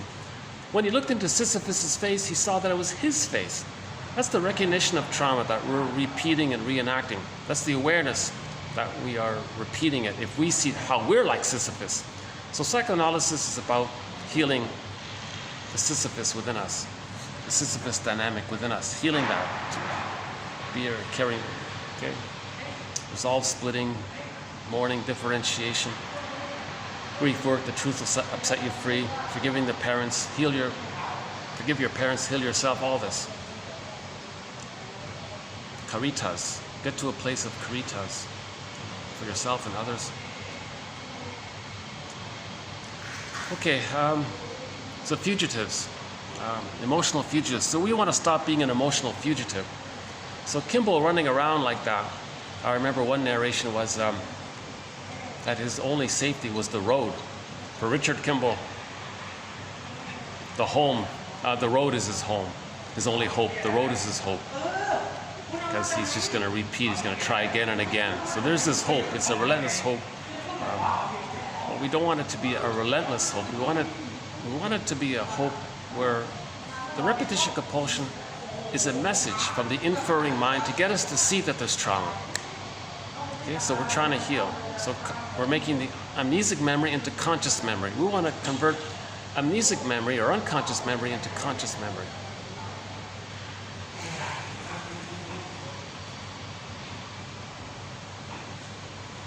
Yeah, we have some good quotes from that TV series, The Fugitive. I mean the original one with starring David Jansen. He was innocent, but he was charged of a crime he didn't commit, so he was running.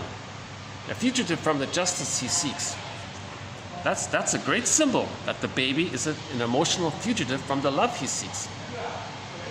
Enter religion. Imagine the good breast in the sky.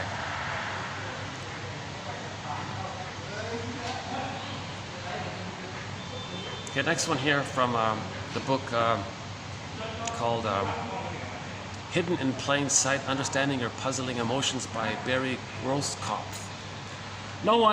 With no one to receive her grief, she tried to bury it. You see? So, with no one to receive her grief. Grief is healed when it's witnessed by a caring other. We need the presence and the acknowledgement of a caring witness for us to have that support to face our feelings. The knowledge, the knowledge is the yang. The caring witness is the yin. That's called the yin and the yang of healing. The yin of healing is the caring witness, the understanding presence. Okay. Someone who wants your well-being, someone who's there for you as you're healing. He's done it himself, so he knows about it. The yang is sort of the knowledge, our free association. When we free associate, important material comes up naturally because of this drive for healing. Now, the caring witness provides the safety. So when we feel safe, things come up, right? Oh yeah, in tomorrow's video, there's a quote about that. So just in general, when we feel safe, we may start to cry. Let's say we've been carrying this grief all of our lives. One day, you feel safe with somebody, and you're talking to them. Suddenly, it may all come up. You feel safe driving on the highway in your car on a straight road. You feel kind of relaxed a little bit. The song comes up, and you might start crying because it reminds you of a time when you were safe. The song reminds you of a time when you were safe. Now, when you feel safe, the old, buried, bottled up feelings may suddenly come out. There's the grief, so the onset is there, right? So I think in tomorrow's video from the same book, he mentioned something like that about the toddler. Why don't we do that one now here? When the toddler falls, he often picks himself up. And with a thunder cloud of tears gathering on his face, he toddles over to his parents and starts to wail, only as he nears the source of his comfort. See? That's pretty good right there. He instinctively knows that he needs his parents' loving presence, accepting witness, to cry to his cry in order to acknowledge his pain. In order to acknowledge his pain, in order to accept his pain, he needs the source of safety. So when we find some kind of source of safety, when we find that some kind of safety, the pain that's been carrying in there. So the toddler here has this thundercloud of tears gathering on his face. He can't quite let it out yet, but when he feels safe, he lets it out, does his wailing. Right? Again, when the toddler falls down, he often finally picks himself up. Now he's feeling all this pain by it. He's got these tears gathering on his face. He finally wanders over to his parents and starts to wail only as he nears the source of his comfort. He instinctively knows. Okay, that's just sort of how the organism works, right? When we feel safe, the feelings come out. He instinctively, even a little baby, right? He instinctively knows that he needs his parents' accepting witness, loving presence, meaning they're the source of comfort, to his cry in order to acknowledge his pain. In order to acknowledge his pain. So he can't acknowledge his pain. But when he runs over to the parents and the parents are there, he dives into their lap or something, now he can acknowledge his pain and the tears come out from the sadness of it all. So when we, likewise, if you're talking to somebody, a safe friend, it's going to come up. Grief is healed when it's witnessed by a caring other. So we need that caring other. Then it comes up.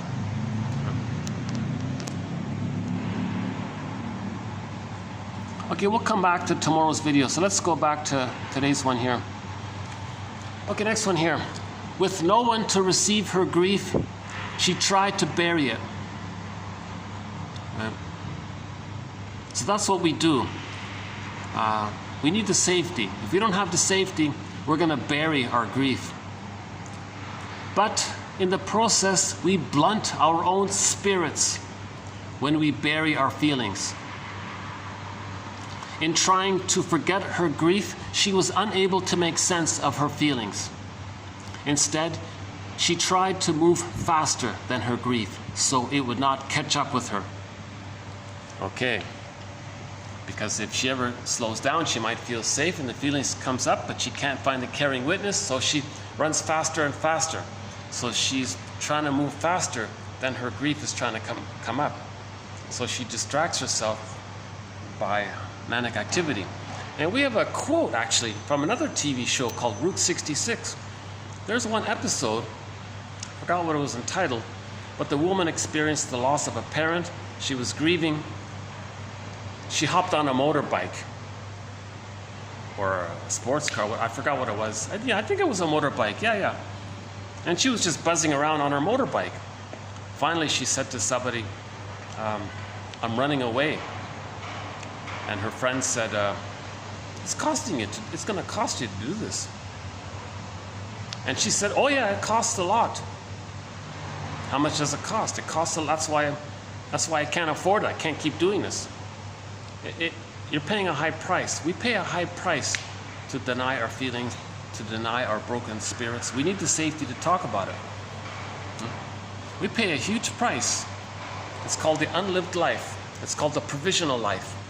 If we if our emotionality, our embodiment, if our feelings are frozen like that woolly mammoth, we're paying a huge price. We feel like that life is on hold. Some people say that at midlife. I feel like my life is on hold.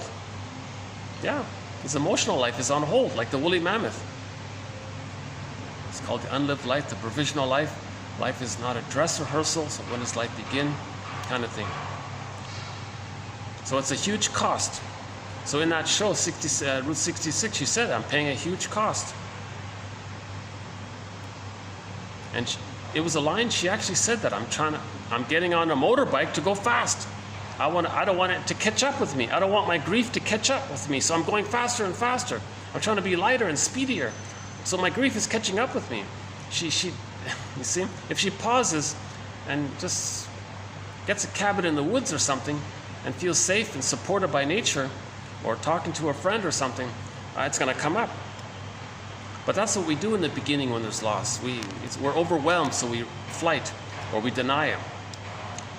So when there's a loss, a divorce, people can buy the red sports car to deny it, or they move or sell the house. They do some manic activity. It's very costly. Those who run from their feelings remain fugitives from themselves. They can attain no rest, no peace, and no intimacy until they stop, or are stopped, and grapple honestly with the feelings they avoid. Grapple honestly with the feelings they avoid. Not a bad little quote there. That would be a very good quote to put next to our Route 66 quote. If I were online, I'd look it up here. Unfortunately, I don't have the connection here. Okay, let's move on to the next quote here. In intimate relationships, the self-protective behavior of one often feels like a rejection to the other.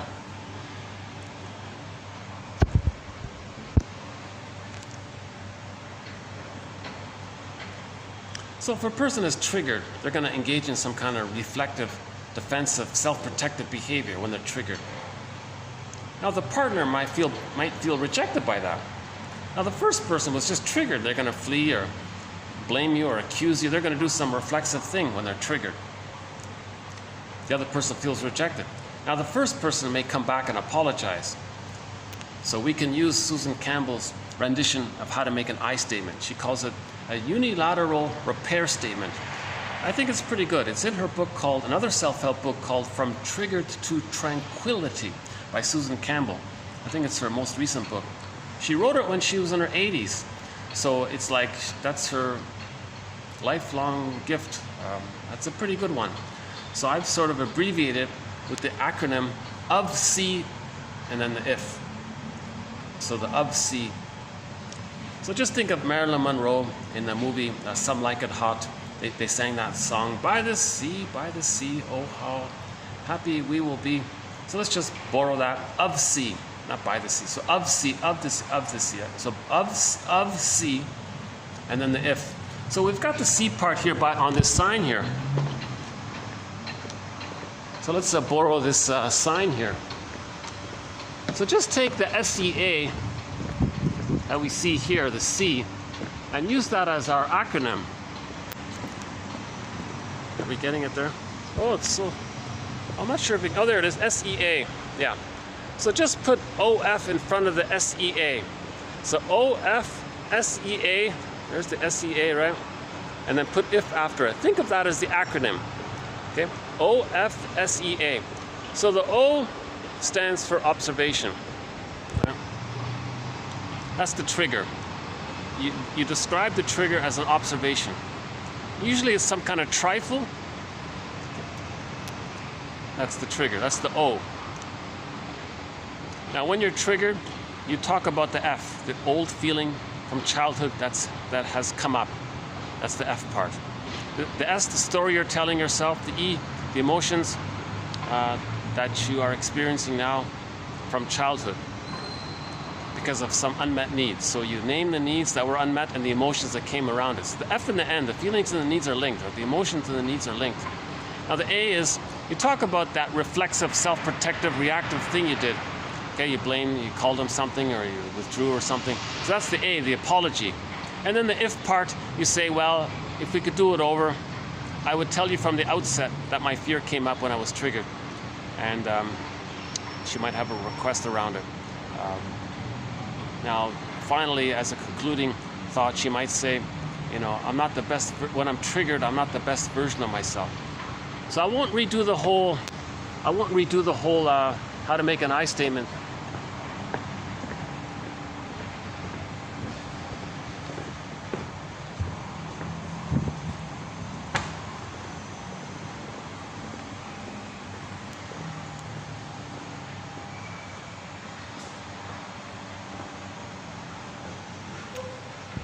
Right, so in intimate relationships, the self-protective behavior, when they're triggered, they may do something that protects themselves. So when the spouse engages in some kind of self-protective behavior when they are triggered, now we want to make I statements instead of lashing out. We want to make I statements to talk about it, but sometimes we're so overwhelmed, we do some self-protective behavior, call them a name, put them down, put yourself up, you feel better that way. Right? So if you put him down, he's not valuable, so you don't care, you feel one up. Now, when you're under immense stress, when you're triggered, you're operating from the mammalian brain's point of view. So from the mammalian brain's point of view, when a person is triggered, if they feel one up, so if they use cynicism and shame them with a name, put them one up, that's status. From the mammalian brain's point of view, when it gets status, that's one up, that feels safety. So then you get serotonin.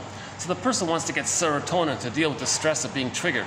They want to get serotonin. So if they put the mother down, if they put their partner down, they get a little serotonin, they feel better. Serotonin is the chemistry of safety. So when they shame the partner, they got one up, that's safety, so they get serotonin.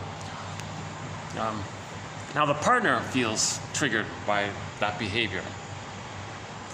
So the first person wants to make a repair statement. They want to clear the air. So the next day the partner might say, let's say the wife might say that the husband didn't do the dishes, it was his turn or something. She saw that he didn't do the dishes, so she was triggered by that and called him a name. So she comes back and says, observation, O-F-S-E-A, the observation. So she might say to the husband, hubby, yesterday when I saw that you didn't do the dishes, I got triggered, I was triggered. So what happened was my old fear from childhood that came up, that's the F part, the F, the fear. The old fear that came up was a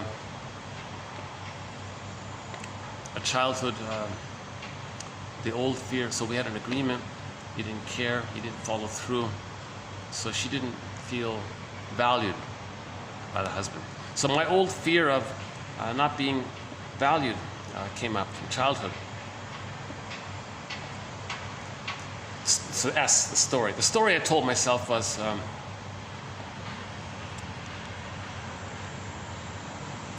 that I'm no good or something, shame or something. E, the emotion. So when I was a child, I had this need to be seen and to be seen for a person in my own, as a person in my own right. When that wasn't met, I felt angry, so that came up as the emotion. Now the apology. So I called you that name. That was a reflexive, self-protective behavior on my part. I reacted. If I could do it over, I would tell you from the very beginning that my old fear of not being seen came up instead of reacting out. So she's trying to repair the thing. Now the husband,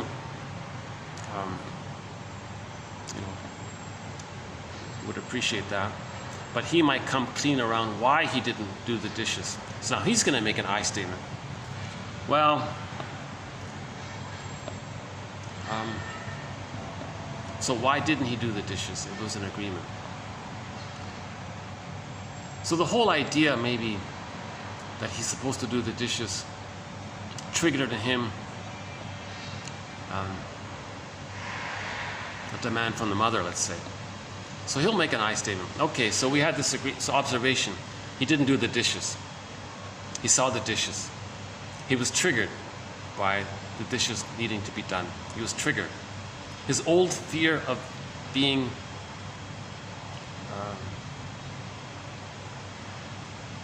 verbally abused by his, or ordered around by his bossy mother came up. So his old fear of impingement by the mother, or demands by the mother came up. So his old fear of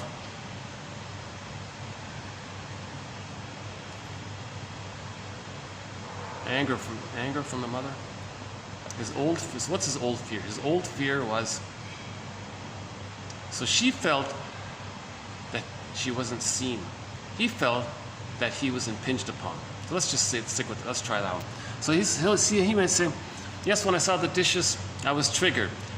That's the O. F, my old fear of being impinged upon from childhood. My old childhood fear of being impinged upon came up. So the story I told myself was, what am I? I gotta be a servant for my mother or something. I don't want to do the dishes. So when I was a child, so the E, the emotion. So when I was a child, I had a need for autonomy, to know myself, to do what I like, to discover myself, to discover my interests. When that wasn't met, and I was supposed to do these chores for the mother, I felt like I lost my chance to know myself. So I felt angry by that. Okay. And so he reacted by not doing the dishes. So that was his reflexive protest, self-protective reaction to some memory from the past. His intrapsychic experience from the past came up. Okay. Now if you could do it over again, he might say from the very beginning, I see these dishes here. Hey partner, my old fear is coming up here. I see these dishes here, and I've got this old fear being triggered that's coming up. And you might want to talk about it that way. Maybe renegotiate the thing, or talk about what happened to him in childhood with his mother, his demanding mother. And be aware that the feelings are from the past, and that the present is not the past. And if he makes that link and can separate it, and not blur the past and the present, so that the present now becomes the past relived in the present, so the present is a new past, and he's reliving the past and the present. If you can kind of make a distinction between the present not being the past, and keep the past in the past, and the present, it's just a practical thing, we're going to share the chores, he can be glad to do it, because it's for a present project, the project of marriage, right? The project of marriage, I think we have that quote here, I want to say. Hang on. Where's that one about the project of marriage? Also in the next video here. Where's that one here about the project of marriage?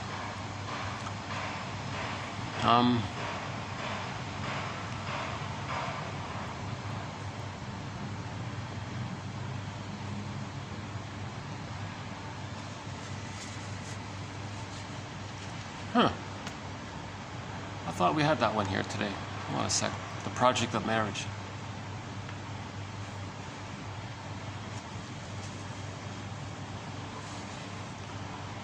Oh, maybe it's coming. Okay.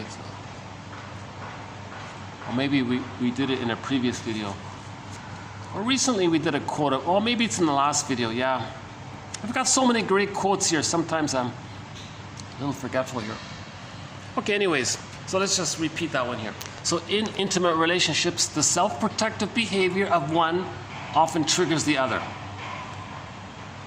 So then you want to make I statements. The solution to this, because if one is triggered from the past and they blame the present and they think that the current issue is causing the pain, that's compounding the problem. That's adding salt. So we've got another quote here about the salt to the injury here. Where's that one about the current hurt? Add salt to the injury. Or was that done in the last video? So we got a quote about the current hurt.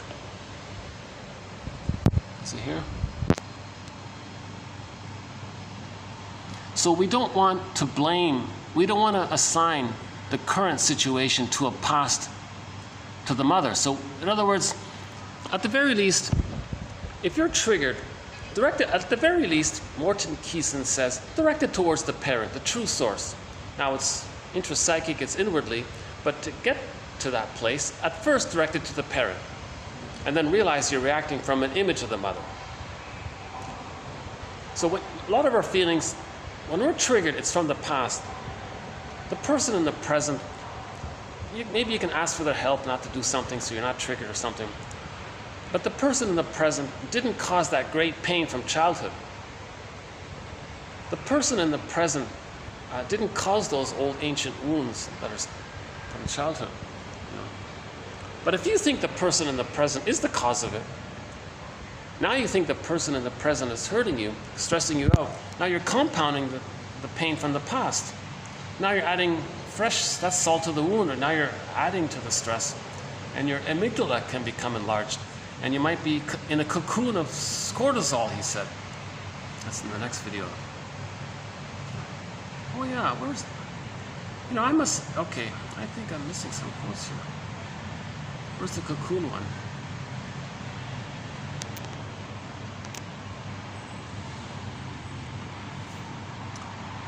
Okay, yeah, I think, you know what, I think I didn't transfer over some of my new quotes here. Oh, here it is. We respond physiologically to the loss of someone we love as we do to other traumatic events in life. Emotions that impel us to action are futile, and we cocoon ourselves to cortisol. So the person in the present whom you're blaming for the bad breastfeeding, now you're all stressed out by the person in the present. Now you're swimming in a swirl of cortisol. You're cocooning yourself in stress. The body can bear the burden and go into the body. Muscles become too tense, that kind of thing. Let's go back to today's quotes here. Next one here. Oh, here it is. Fresh hurt is inflicted. Fresh hurt is inflicted when we mistake intense feelings from the past for something current. Okay? So there's the salt to the wound. Fresh hurt is inflicted when we mistake, when we misattribute, when we misassign, when we mistake, when we blame our intense feelings from the past to the person in the present. So the person in the present, the husband not doing the dishes, didn't cause that immense, terrifying, persecutory anxiety that the woman is feeling from her child, from her interaction with the mother. The husband didn't cause that. So if the husband is saying, so let's say the woman is triggered and she's calling the husband a mistreating heart. We played the song yesterday. You're a mistreating heart. You're a betrayer. You're a heartbreaker. You're a liar. And all of these things that she's saying towards the husband, that woman is meant to direct it towards the mother. Mother, you're a mistreating heart. Mother, you're a heartbreaker. Mother, you betrayed. You're a betrayer. Mother, you're a liar. Okay, so the woman should direct it towards the mother. There's a huge relief. The truth will set you free, right? There is no emotional healing without honesty. It's dishonesty to think that the partner who didn't do the dishes caused the original childhood wounds. Next one. So there is no emotional healing without honesty. So we feel safe with somebody, then we can become honest. Then there's emotional healing when we're honest. Parents who hide their pain with food or whatever pass on unresolved emotions to their children.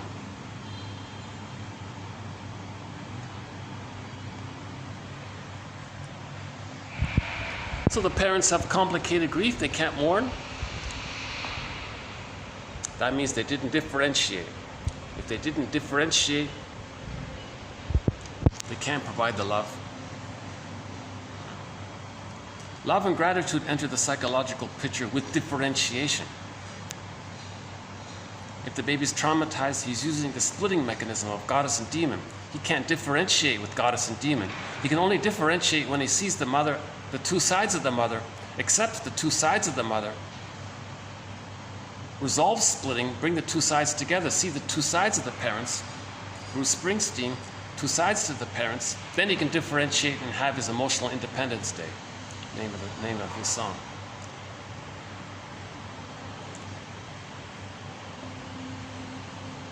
Now the parent who's using food to deal with complicated grief, that's the trauma of not getting. So food and love are often mixed up. The baby's nursing, mother's providing food. It's kind of blurred there. Food means, they think the food is like, it links to the mother feeling. So they associate food with the mother.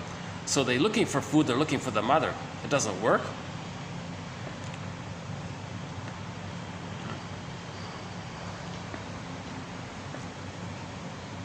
So it's an unresolved emotions from childhood. It's called complicated grief, aggravated grief, prolonged grief, etc. Melancholia, pathological nostalgia. The pathological nostalgia, all this food. We're talking about eating for emotional reasons, not for physical reasons. Now the food, what it does is, it tricks the brain. The sugar, salt, and fat tricks the brain to think that the organism is safe. Now the person gets serotonin. So he feels a little better from the food. So the baby wanted sweetness from the mother, a loving tenderness, sweetness from the mother. He didn't get that. Later on, he buys a lot of sweets, sugar, candy, to trick the brain to send him serotonin. It's an interesting coincidence that the two words are there like that. When the baby doesn't get sweetness from the mother, he indulges in sweets later on. Not as a celebration or a little thing, but he uses it to deal with his anxiety.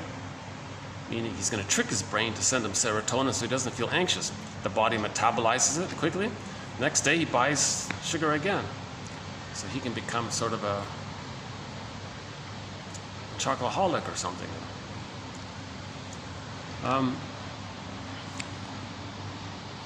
So the unresolved emotions. The mother didn't get a secure attachment style. That's unresolved.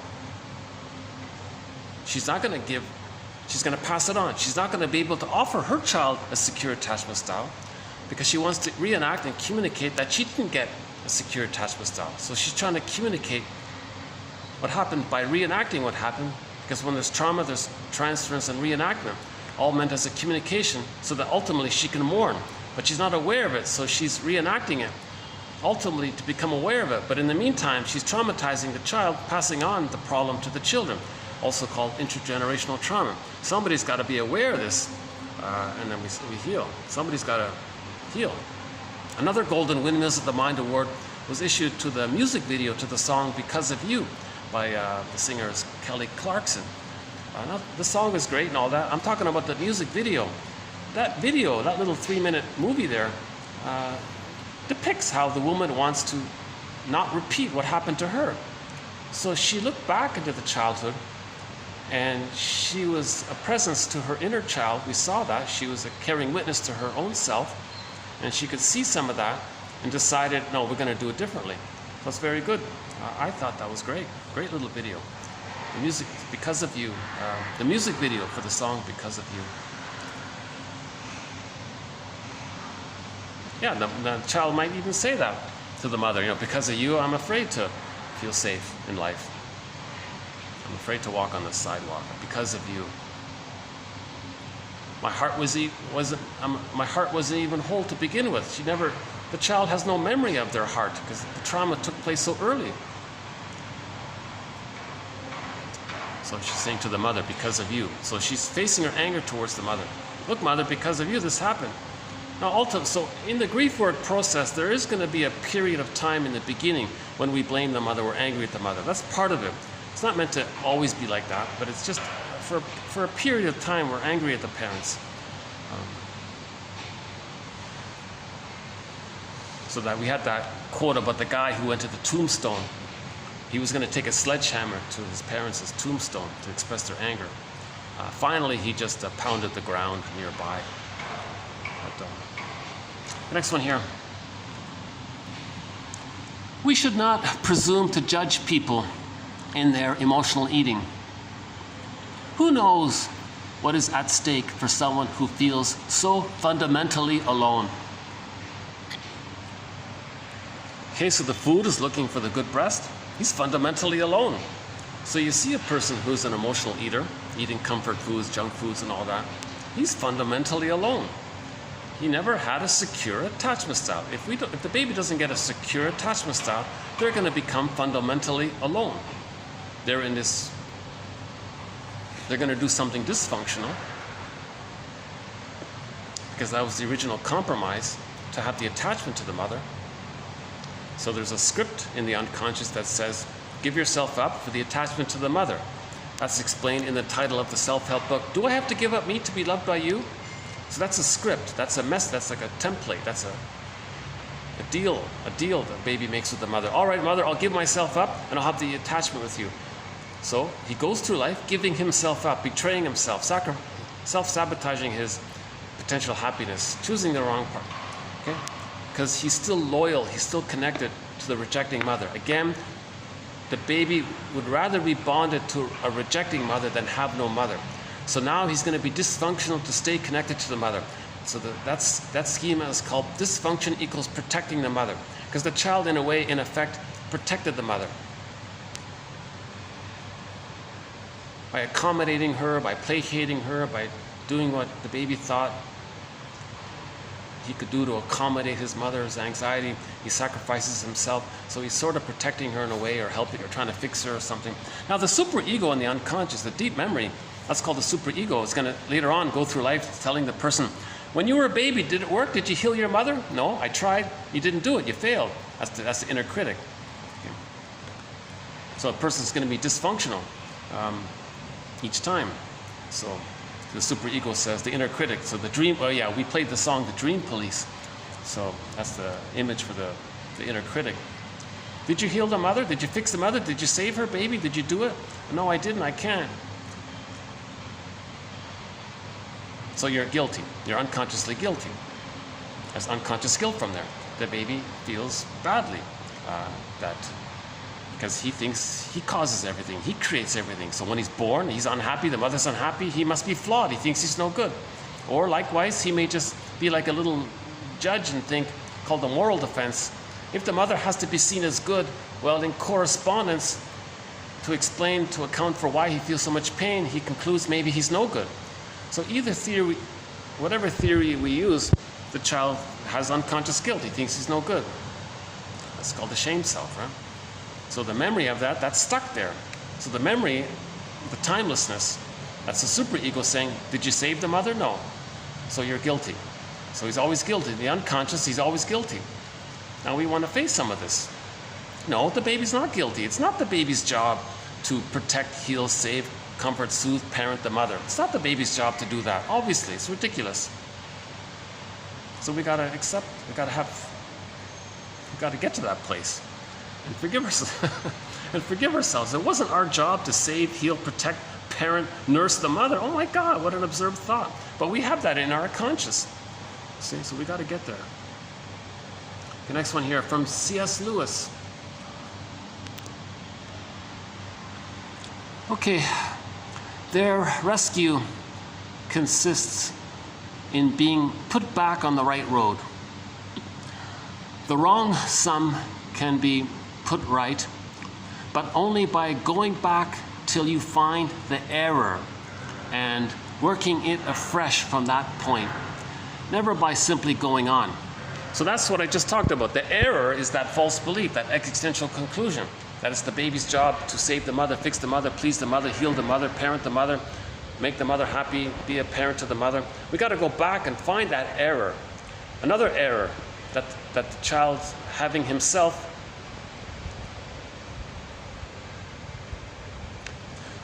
the baby created that error for his survival, but later that error hurts him. What the baby did to cope with his mother helped him. Later it hurts him. The thing that helped him later hurts him. So we got to correct that error. We want to unpick the threads of a traumatic script. Yes, we needed that script in the beginning, but it's stuck there, now it hurts us. Okay? So we want to pick the threads of a traumatic script, use those threads to weave a new, healthier script. Carl Menninger puts it this way. He said to a client once, client here, these problems that you're having, these problems that you're describing, we may say that this is what your script is doing to you. Let us, together as a team, work together, have a therapy alliance together to see what we can do with that script. That's what C.S. Lewis means, I think. We've got to go back to find out the original templates. What working model did we create in our brain? What relational units did we create in the architecture of the unconscious? The endopsychic structure. How do we conceptualize it? So Masterson and Fairbairn and others, object relations theory is very helpful in this area. Object relations theory is the study of the internalization of interpersonal relationships. So the baby has an interpersonal relationship with his mother. He's going to internalize it somehow. We want to study this internalization of it. One conceptualization of this internalization is a thing called relational units. The child has some impression of himself, some memory of himself, in some kind of interaction with the memory of the other, the mother. Just put a little dash between the M and the O in the word mother. Now, there's an emotionality around that interaction between the self and the other, mother. That's one relational unit. Now, with trauma, things are fragmented, so there are many relational units. One common one that Masterson emphasizes is wo-ru and ro-ru. So the wo-ru is that the mother withdrew. That's the W, withdrawing. The mother withdrew her love when the child wanted to be autonomous, know himself, and have a feeling and a wish. The mother gaslit the baby. Mother was misattuned, so she withdrew her love or punished the child. She withdrew her love that the child needed. Now that's called the withdrawing object or the rejecting object. So that in the wo-ru model, we'll say that's the withdrawing object. Sometimes called the rejecting object, the rejecting mother, the refusing mother, whatever. Linked to a part self that feels shamed by that. Now the emotionality, the emotional link between the self and the other like that, even though the self and the other are kind of fused there, but you gotta conceptualize it somehow, is what Masterson calls the abandonment depression, the persecutory anxiety, the helplessness, the rage, the fear and all that. So that's one relational unit in the template. Now remember, when there's a template, we refer to this template and we want to reenact it. So we go through life reenacting these templates. So one template is called wo-ru, withdrawing object relations unit. Withdrawing mother linked to a child that feels shamed. Now when the child is down like that and he's feeling very pained like that, he needs the mother even more. So the child cries, mother says, oh, you're down and out by my rejection, now you need me so much? All right, I'll reward you now. The mother rewards regression. The child rewards. The child is in a kind of more regressed state, backward state, because he's so pained, he's desperate. So now the mother sends her love. That's called ro-ru, R-O-R-U, ro-ru, ro-ru. Okay, the rewarding object relations unit. In this relational unit, you got the rewarding mother, the loving mother, only when the child is down and out after having been shamed by her. Now imagine going through life with these two relational templates and reenacting them and seeing the world through this way. So a person may go through life expecting others to accommodate them, take care of them, soothe them when they're stressed. Now if they don't get it, they're going to flip over. Oh, then you're the woe-roo. If you're not the row-roo, then you're the woe-roo. It's either or kind of thing, right? Because it's splitting. So we did a quote from Masterson recently where he said, I see, so if I don't comfort you and say nice things to you and be like a good soothing parent to you, you automatically think the world is rejecting you. So they're operating from this template of the row-roo and the woe-roo. Yes, there are other relational units, but just as a starting point. Now, this relational unit of the woe-roo and the row-roo, there are 4 characters in there. So the rewarding mother one, the loved child one, when he's down and out, the rejecting one, and the shamed self. A person can project any one of these 4 characters at any time, flip them around. So one minute, he may see his, he may identify with the rejecting, the withdrawing mother. See his shamed self onto the other and reenact that relational unit. Shame the other because he identified with the aggressor, because he's reenacting how his mother shamed him. He identifies with the rejecting mother, the withdrawing mother. Okay. He sees his shamed self onto others and reenacts what happened. Now he's going to shame the other because the mother shamed him. He's reenacting it. He's doing this to be aware that his mother shamed him. Now sometimes he can flip it. Sometimes he can accept the shamed self part and see the rejecting, withdrawing object onto the others and coax them to be rejecting because he wants to reenact and replay the rejection from the mother. That's one. So in that pair, it can be a direct replay or an identification with the aggressor replay. Now, from the row-roo, the same thing can happen. He can see his needy child self onto the other, identify with the rewarding one, and be super nice to them, reward them. So he's going to be the rewarding side. But he's only providing comfort to others who are down and out. Now in society, that's fine, that's great, it's helpful. Or he can flip it. He can accept that he's regressed, wounded inner child, and wants to induce or coax others to reward them. So these are the pleaders, the pleading one, the clinging one. Oh, please, please, be nice to him. So he's replaying how the mother was only nice to him when he was regressed and down and out. Now he's coaxing others with his pleading, please be nice to him. He wants to re-invoke the row-roo. So the idea is to be aware of the row-roo and the woe-roo, right? And how we can, and there's 4 characters, and we can identify with one, project the other, flip it around, these kinds of things. Now, because of the fusion, let's go with the woe-roo one. So the mother's the aggressor, the child identifies with the aggressor, he sees his shamed self onto others, he reenacts him being shamed as a child by shaming others to communicate that his mother shamed him, to reenact how his mother shamed him. At the same time, simultaneously, hocus pocus, double focus, the person he just shamed, he projects the shamer onto the victim and says that he was just shamed by them. Now he feels rejected by her.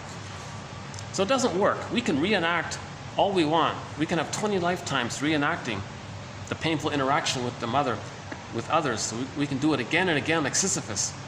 We only heal when we make this conscious and have some kind of emotional response. So we need an emotional insight, not just an intellectual insight. Although that may be the start of it, to have the intellectual insight. When we have the caring witness, we can then get the emotional insight. Now we can really feel it and live it. Then we're healing. That's the yin of healing. See?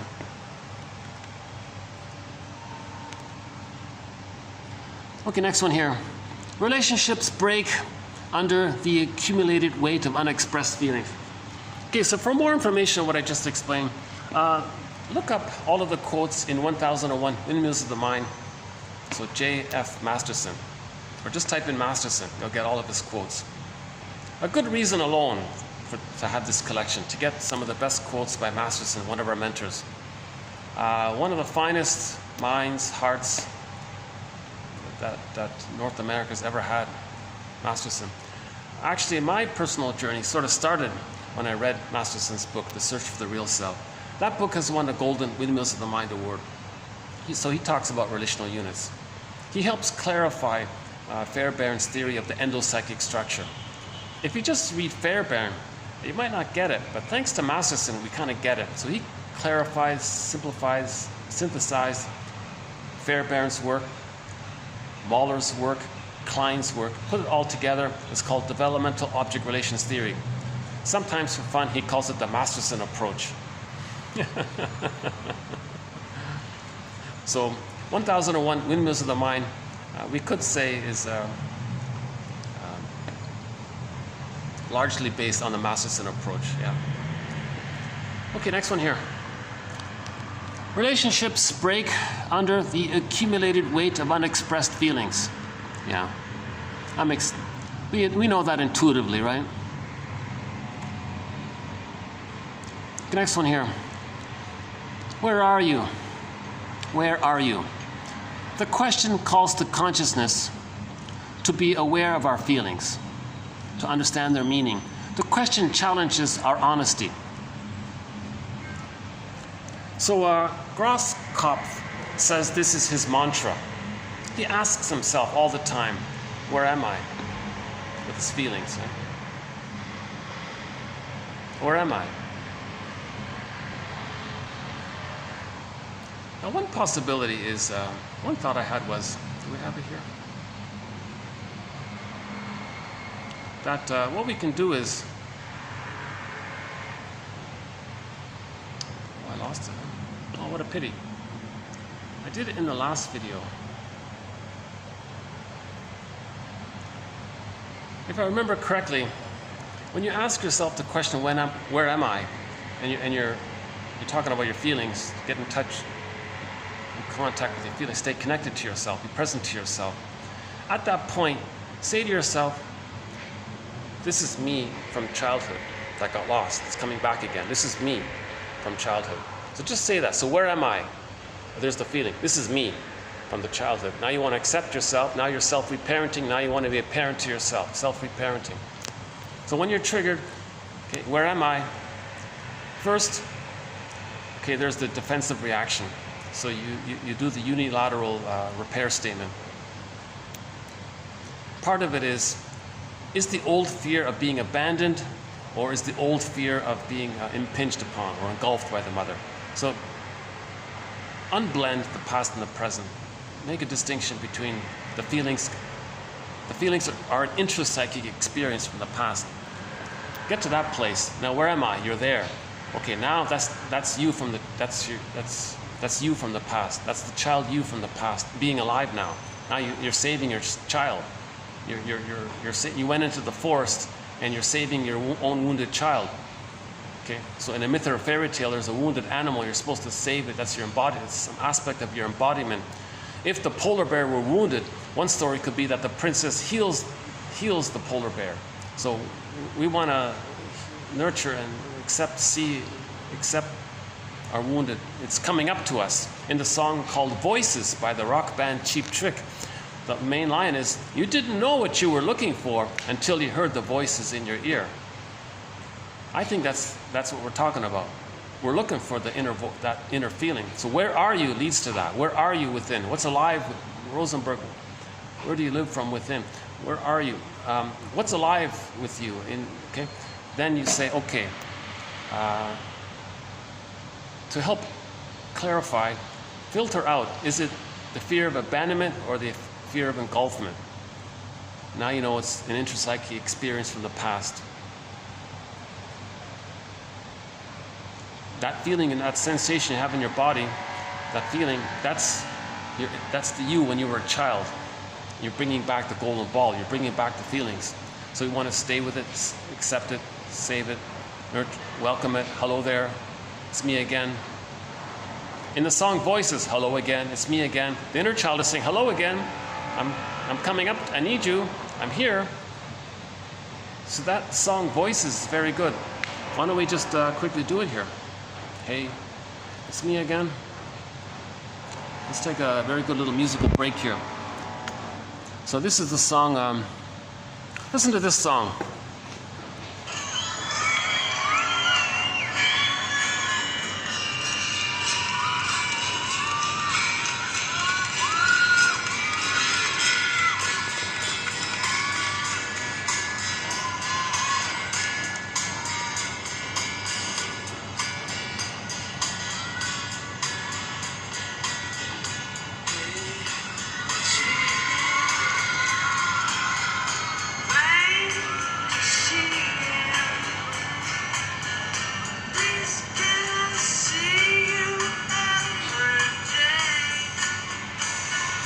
So the inner child in you, the inner child of the past wants to see you every day.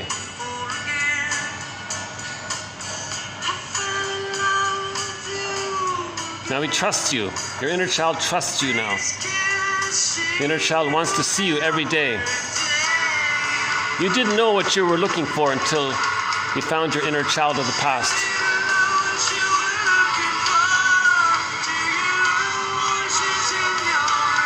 The voices of your inner child. The feelings of your inner child. Your feelings. The voice, the expression of your feelings. The voices are the expressions or the emanations of your feelings. My words don't come out right. The inner child is trying to communicate to you. Meaning you're trying to find words to your feelings. I hope you'll understand my meaning. I hope we can know our feelings and name our feelings.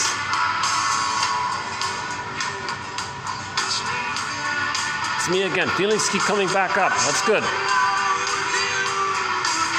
Sign of healing. We're trusting ourselves. Your feelings want your acceptance. Your feelings are asking you for acceptance. And that's what we're looking for. We're looking for our feelings. We reenact and repeat, and we are dysfunctional because we lost our feelings. We stop repeating when we find our messages from our feelings.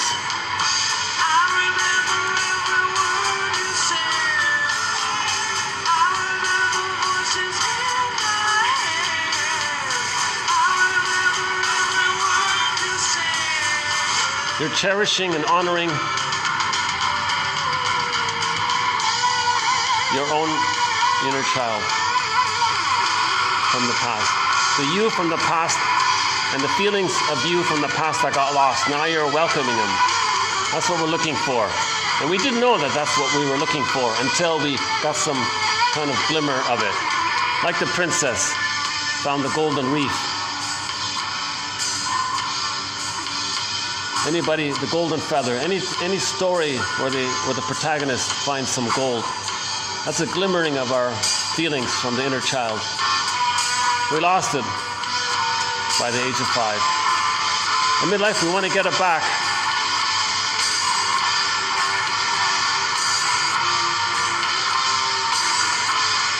Now the child has warm voices. Now the child is scared. Maybe those are cold voices.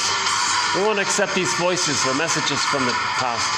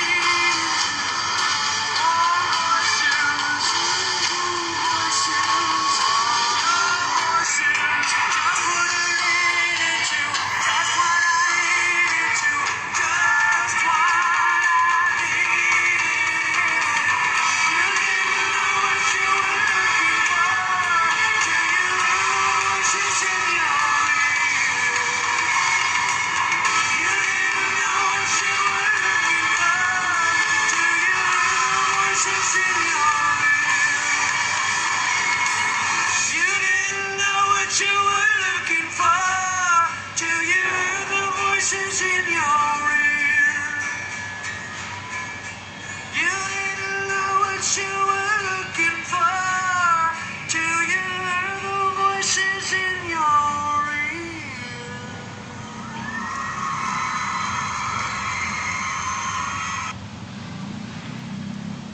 Yeah.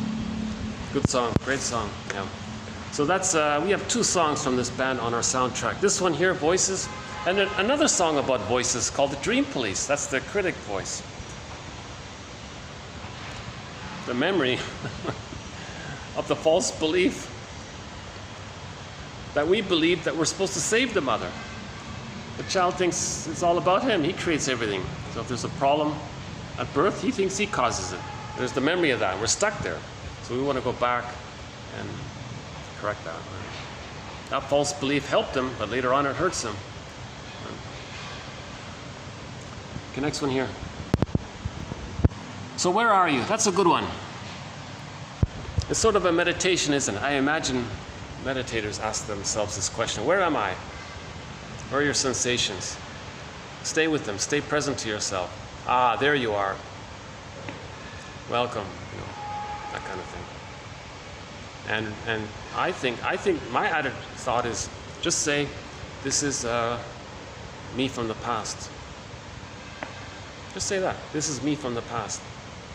This is myself from the, yeah, this is me from the past.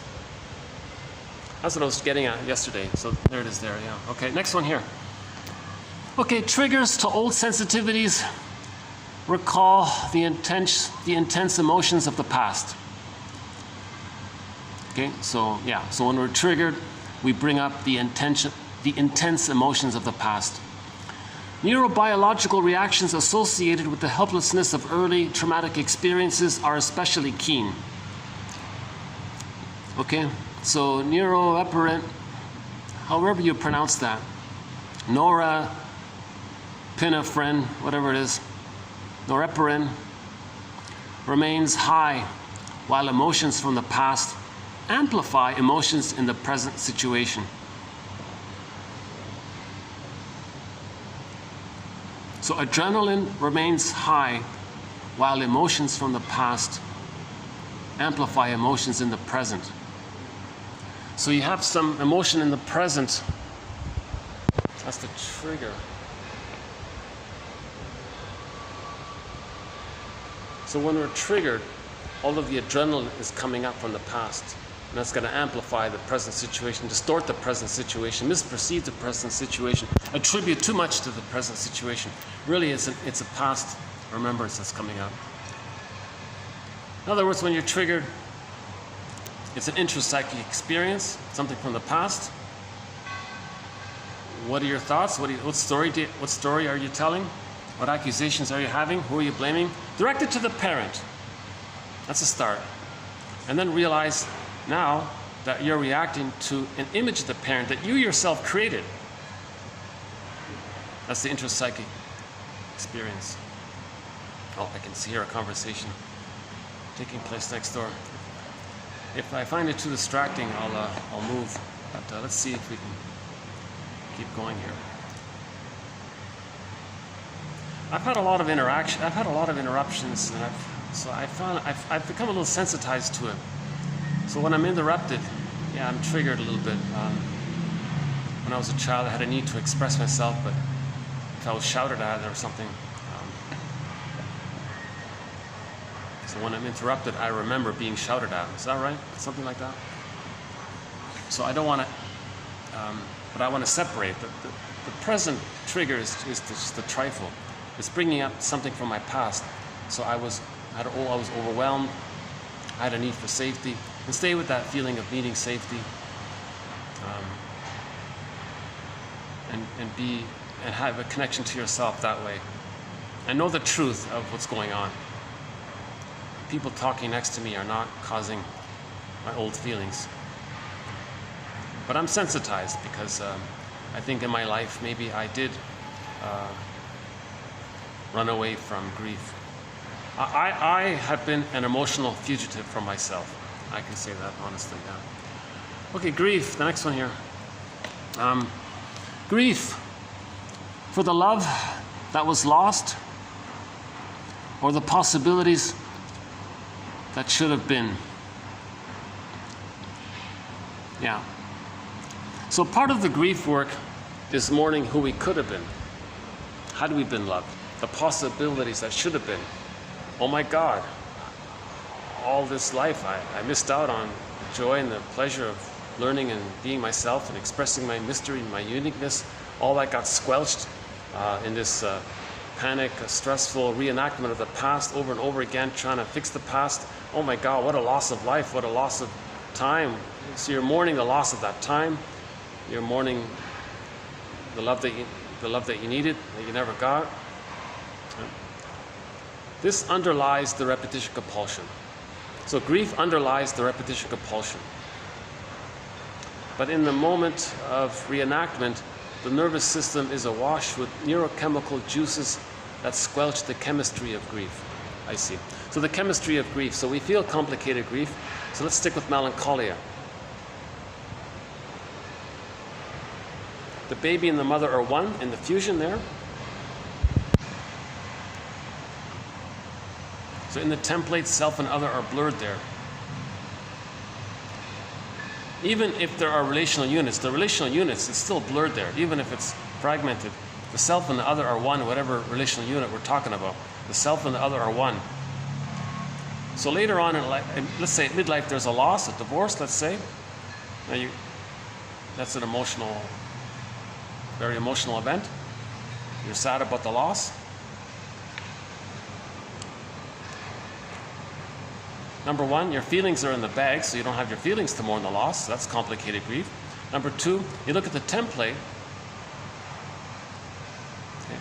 So the other in the present, the prototype, the original template is based on the mother in the past. So you look at the mother in the past being blurred with you. So to admit the loss of the other in the present, you look at the template. Other is mother, mother, other. That's blurred there with one. It would feel like to admit the loss of an other would mean like admitting the loss to the mother, but the mother is you. Now you're feeling like you're admitting the loss of yourself. You can't do it. So that's complicated grief. Now you're angry, but you are angry and sad. Now you're directing at yourself. So there's the chemistry of grief called melancholia. As a defense against melancholia, to not feel this pain, we may flight, get on the motorcycle, whatever, become an emotional fugitive. Okay. We may engage in the manic defense, recently discussed, where we don't want to ever lose anything. So now we want to control things to make sure we're not triggered of loss. So you don't want anything that you have. So you're very possessive. You get angry if you lose something because it triggers the loss of the original loss. Now, if you think you might lose something, you may have contempt for it because that's sour grapes. Well, if you did lose it, well, who cares? I didn't need you anyways. But you did. But the contempt allows you to not feel too much loss. Now, related to the contempt is the pyrrhic victory. If you elevate yourself in your narcissism so much, if there is a loss, well, you don't care anyways. So the manic defense is a defense mechanism against the chemistry of grief. In the moment of reenactment, we're replaying it. Oh, I see. Let me adjust this a little bit. When we engage in repetition compulsion, we're not grieving. We're not grieving, right? Yeah, that's it. So when we engage in transference, when we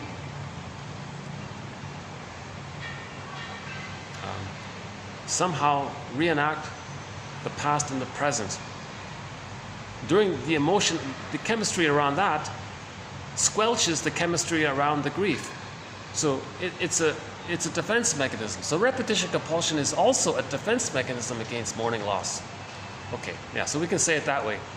So it's a defense mechanism. All defense mechanisms take you away from your anxiety.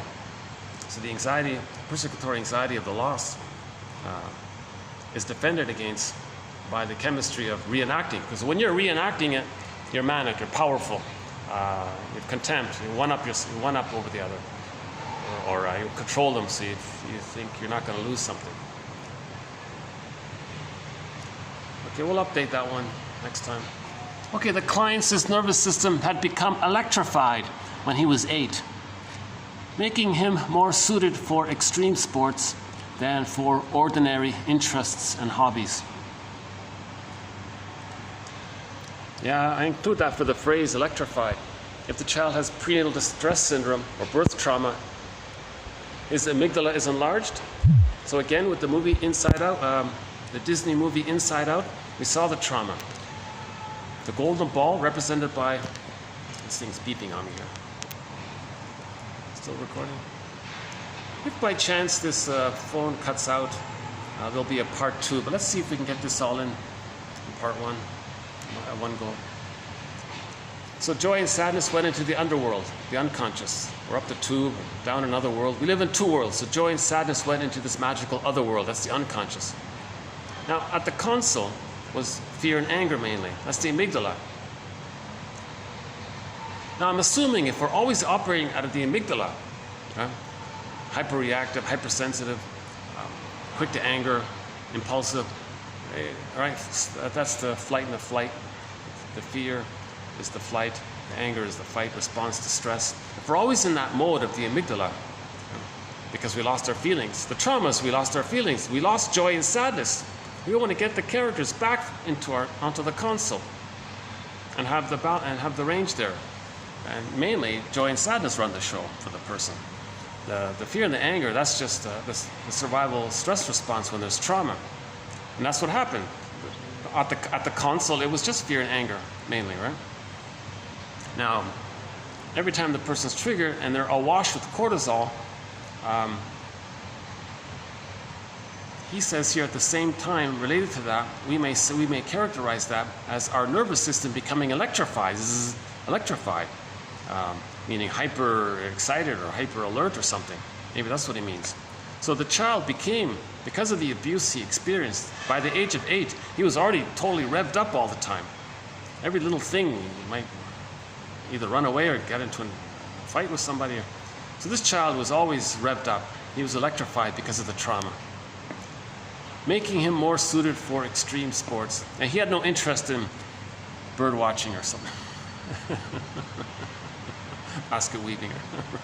He had no interest in ordinary general hobbies and interests and pursuits. He just wanted to do bungee jumping or race car driving or something. That's a symptom of trauma. Okay, next one here. The unconscious reenactment of old feelings in new situations can choreograph a person's future.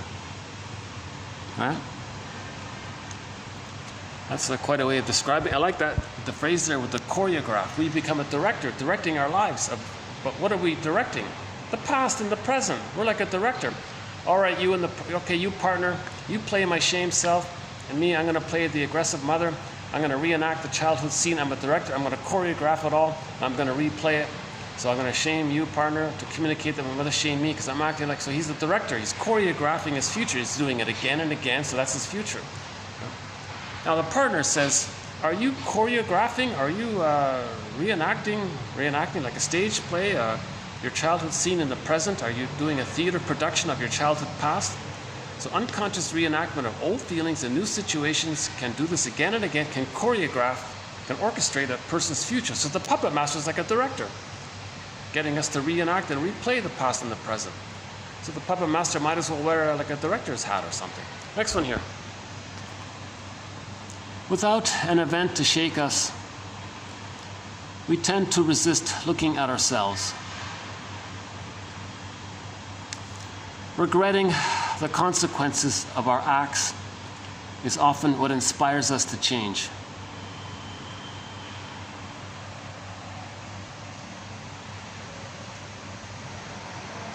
Okay. And because my battery's running out here, so at least let me get the quotes in. Next one. Unexpressed sorrow dominates life. Unexpressed sorrow dominates life, surging in a constant river beneath the surface of other emotions. A child may bury grief and not notice its presence, but when he becomes a parent, his children will feel the outlines of that sorrow. If grief is buried, it can distance families, debilitate individuals. We replay memories and reenact difficult childhood situations in repeated attempts to heal. The hurt remains frozen inside of us and directs us to manufacture painful situations unwittingly. These reenactments determine the directions we take in life, the mates we select. Until we recognize these patterns for what they are, we will be unable to name, understand, and give meaning to the traumatic memories that compel us. Our lives won't be truly our own to command. Instead, we remain driven by unperceived forces that may steer us into directions we might not choose otherwise. Sure, had we been loved and we know and we have our real self and the capacities of the real self, we'll be generative, we'll be an elder late in life, we'll be generative, contributing. We don't choose to reenact our childhood past over and over again like Sisyphus. It's running away from our feelings. Being dysfunctional to protect the mother and the mind, being loyal to the mother. We don't need to do that if we have ourselves.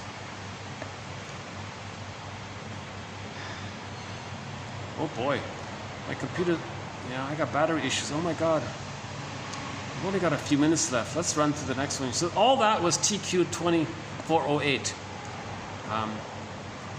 from Grosskopf, Barry Grosskopf. I hope I pronounced that correctly. We'll have more quotes from him in the next video. So I'll save it. Should I do a quick preview here? Let's do a quick preview of the next quotes from him. So, unless we heal ourselves, we pass the pain to our children. With or without words, emotional lessons from the past are transmitted from parents to children. Unless we understand these forces, we may spend our lives reacting to emotions we have never properly identified. By making the effort to imagine our parents' lives as they were growing up and while they raised us, we can appreciate that they endured. We can appreciate what they endured as well as what we inherited. Evasion of honest self-scrutiny leads to the stress that a partner must defend against himself. Oh yeah, okay. In the couples' project of building a life together, they can heal each other's wounds or suffer them by the reenactment. We did the toddler one. Okay. The cortisol one. A client in his 50s described living with his grandmother and waiting by the side of the road for his mother after she left him there when he was 5 years old. And for 6 years, hours each day, he waited. He still had the face of a hurt little boy when I met him. So that's the repetition compulsion. He couldn't grieve. The little boy lost his mother at 5. He never could grieve. So he was hurt. In his 50s, you could see the hurt child in his face, he said. His wife said an interesting thing. This one here. Barry Grosskopf's wife said this. She's also a therapist. By feeling how urgently her mother blocked out emptiness and disappointment with alcohol. Remember, the alcohol is called spirits? Remember? When we repress our feelings, it breaks our spirits. So we lost our spirits. It's ironic that alcohol is sometimes called spirits. So when we lose our emotional spirits, we look for synthetic, symbolic something to trick our brain to send us serotonin. And that tricking beverage is called spirits. It's ironically that when we lose our spirit, we drink spirits as a communication that we lost our spirit. Interesting coincidence of the two, right? When are with a broken spirit, we may drink spirits in search of our broken spirit. Okay, so by feeling how urgently her mother blocked out emptiness and disappointment, blocked out her broken spirit with the drink spirit, the daughter frees herself to examine her ways of evading pain. If instead the daughter holds a rigid condemnation of her mother's conduct, she will be unable to take a compassionate look at herself and thereby allow others to truly know her.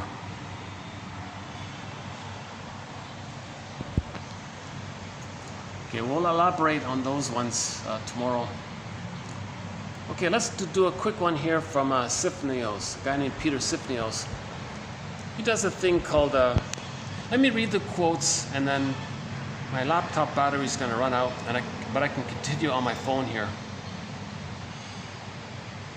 So TQ2408 and then TQ2410. So let me run through these quickly. My battery will die out, and I'll elaborate after I read them. So let me just run through these here. Okay, so the first one, so Peter Sifnios, he calls himself a hot-headed guy, but he's knowledgeable about psychoanalysis, but he doesn't have the patience for it. It's an odd thing there. But so he helps people through a short-term therapy called short-term analytic therapy. So when he gets clients, he wants them to be motivated, ready to heal, wanting to heal. So he has a criteria for his approach. He doesn't want to waste time because he's impatient, he said. So he channeled his aggression into doing something useful because he was helpful in providing feedback. But you can only provide direct feedback if people are motivated to heal. So he had some criteria around who he would accept for his approach. Number one, the ability to interact with the evaluator. Okay, so some clients come in and they just want to reenact the transference neurosis of the past and the present. So they're disqualified. Can the person interact? Can there be a relationship? Can there be, from the beginning, a therapy alliance, a working relationship, a working alliance? Or is the client just gonna reenact the past and not be aware of it, so he's not ready, in his opinion? Can the client give a truthful account of themselves? Okay, so that means he's motivated. Does the client know that their problems are psychological in nature? So we're dealing with the psychological side of our problems. So if the client comes in blaming the environment, social society, or he's blaming his genes, no. We're looking at the psychology side. Is the client curious and willing to experiment and try to make something different? So is he really motivated? Does he have realistic expectations? Yeah, one client said, he asked, why do you want to do this therapy? He said, well, I heard that when I do therapy, I can become a really good writer, and I'm expecting to write a best-selling book after I do this therapy. No, disqualified. He doesn't have a realistic expectation. Don't have the expectation that you're going to become a best-selling author if you do therapy for 10 weeks. Next one here. Is the client willing to make a tangible sacrifice? And the example was, one guy said, hey, well, I'm so important, you should do this pro bono because I'm so important. No, you gotta pay according to your ability, something reasonable. So if the client can make a tangible sacrifice, is motivated, has honest expectations, realistic expectations, motivated, he knows that when he's transferring, he's aware that he's transferring. So if the therapist says, you're reenacting the childhood past with me in the present to communicate your childhood past, you're showing me your childhood by reenacting it here and casting me in a role. The guy goes, whoa, that's called transfer. Okay, I get it now, I'm doing that. Yeah, so now we can work together around this area. And he's aware of transference. He's conscious of it, and he wants help about it. Now the other guy engaged in what's called a transference neurosis, doesn't see it, doesn't get it. What are you talking about? What's this psychobabble? I don't get it. Okay, no, you're not ready yet. So he doesn't accept them. Masterson says we want to convert transference neurosis or transference acting out into just regular transference, meaning we can be aware of it. Give a truthful account of themselves. And is the therapy alliance there? Okay, next one here. Quote. Siphinos was saying to one of the people wanting to enter into therapy, you've come in because of anxiety. In my opinion, the anxiety is due to your earlier relationships with your mother, which are now interfering in your relationships with women in general. Are you willing to work with your therapist in this particular area? So he does the screening. He says, you have problems with women. That's because you had problems with your mother. Are you willing to go there and talk and work in this area?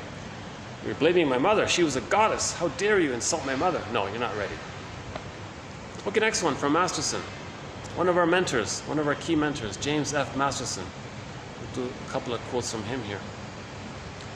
So he said to one of his students, so he was training therapists to become therapists in his approach. So he said to one of his students, what you're confronting, so this word confronting means just bring it to their intent, bring it to their attention. So that's called confronting your denials. Just that's all. This word confronting just means I'm confronting your denial and making you aware of it.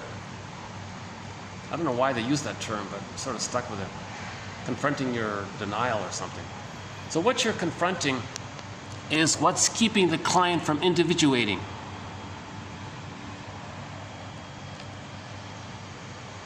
So he's not individuating because he didn't separate from the mother. So you want to confront that. You want to separate from the baby, wants to separate from the mother, and then he individuates and know himself. He got stuck in that process. So you want to confront all the lies and the excuses around the loyalty to the mother, thinking he's got to stay loyal to her. Really? No, that was the past. Now we're in the present. You're transferring. So you want to confront, bring it to his awareness. Because his denial is preventing him from emotionally growing up. So you want to confront where he's stuck. If you're successful, then the individuation takes over. Okay? So he resumes emotional growth and development. The normal mother does this. She wants her child to grow up, takes pleasure in his growth. As the child grows, he gets positive responses, a feedback loop that fuels his self-esteem. So this is what the mother normally does. The mother's going to take pleasure and delight that the child is successful and happy and competent and confident, and the child gets success in his life, and that fuels him and strengthens him. Okay, yes, the child is autonomous, doesn't need the mother, but she feels proud of the beautiful plant she grew, and the child is blossoming. That's a normal mother, takes pleasure in this. Traumatized mother can't accept this, because the traumatized mother wants the child to be dependent on her so she can always have someone be there for her. Or she needs the child to shame because she wants to replay and reenact how the mother shamed her. Okay, next one here. You can allow yourself to feel your problems, or you can squelch them with comfort foods. Next one. The identification with the aggressor dynamic. The client had internalized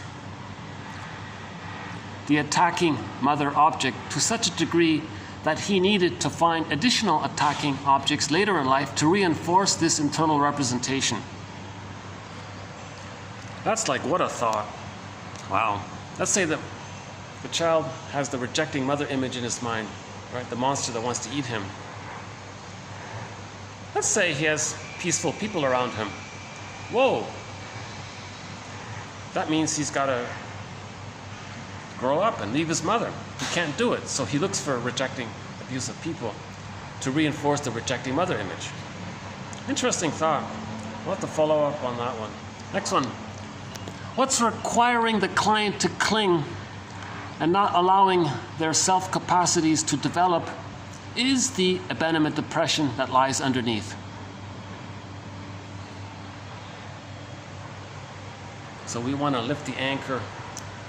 So again, Kirikou and the sorceress, he lifts the thorn. That repressed abandonment depression that's lying underneath, this undercurrent of constant sorrow, unexpressed sorrow, it dominates his life. So when he replays the Roru, okay, remember the Roru, the rewarding object relations unit, when he wants others to take care and be nice to him, and he's insisting, pleading, oh, take care of me. That means he's not facing the abandonment depression that's underneath. The next one here, last one. Quote, I suspect that it's painful for you to focus on yourself here. And one way to soothe the pain is to talk about me and the way I look and the way I behave. Okay, that's called a mirroring interpretation of narcissistic vulnerability. The client can't free associate. Therapy is you free associate. You talk about what's important. Important material comes up. Oh, something came up. He squelches it. So what does he do? He changes the topic. Oh, therapist, that tie you got there. Why'd you choose that tie? It's not a good color for you. Okay, I suspect it's painful for you to focus on yourself here, now, free associating, because you changed the topic. And one way to soothe the pain is to talk about my tie. So you go, oh wow, did I do that, really? Because something came up. Paul Gray makes a big point about this. Another very good book by Paul Gray, Ego and Analysis of Defense. That has won the Golden Windmills of the Mind Award, by the way. Paul Gray's book, Ego and Analysis of Defense. He often gives the example that the person's talking, an emotion comes up, whoop, you change the topic. And you want to go back and notice that. Did you notice that you were just saying something and suddenly you started talking about this other thing? At that moment, do you notice that moment when a feeling was coming up? Same thing. So Masterson would say, I suspect that it's painful for you to focus on yourself. In particular at that moment there when you were talking about it. So what you did to soothe yourself was to change the topic and talk about my tie. Now let's say he goes back, yeah, oh yeah, I did feel something. Now my added thing is at that moment he can say to himself, this is myself from the past. This is me from the past. Where are you? Where am I? There, your child from the past, huh? Okay, so that's 2410.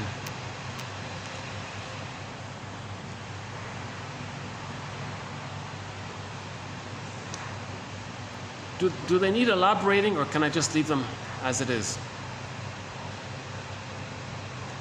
So the last one there is very important. It's called mirroring interpretation of narcissistic vulnerability. It's described in his books. Now people with the clinger, the codependent pattern, you can directly ask them, why would you do this? You know, why would you do this self-defeating thing? You have these, you're knowledgeable, you're resourceful. Why would you be in a battle with the mother in your mind? You're not going to win. Why would you waste your time doing that? Why don't we look at that area? So you can give them feedback, and a lot of people like it.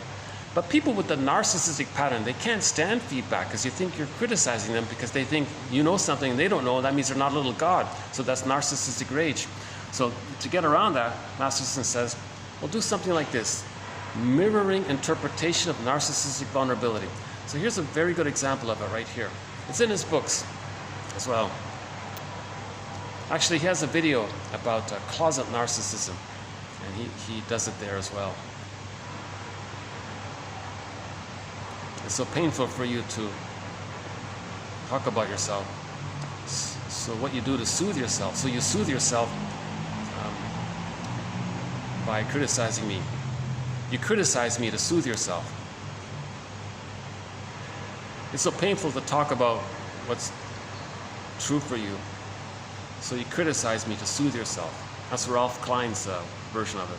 Or someone, another one. Oh no, I forgot his name.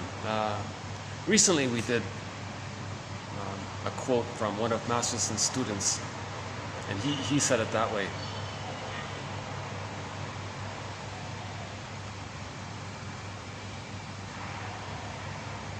So when we repeat and reenact, that's a defense against the abandonment depression that lies underneath, the complicated grief. We heal the grief by forgiving the parents, seeing the two sides. The truth will upset you free, all that comes up, the truth that's coming up. If we want to heal, we need emotional honesty. At first you'll be surprised that your mother didn't provide you the basic safety. Oh my God, I mean, my mother didn't see me and hold me and do these things and gave me the bottle, or went to a rock concert when I was pregnant. Let me be removed from her for so long. She did all these things? Oh my God. Let me cry myself to sleep at night? Oh my God. Left me alone in the house alone all day? Oh my God. Mother did all these kinds of things?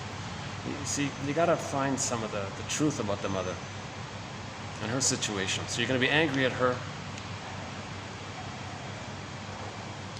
Finally, you want to get to a place where she was in this compulsion to do something defensive against her complicated grief. Okay.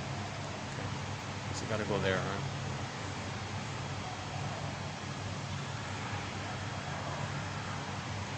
Siphonos criteria for accepting clients.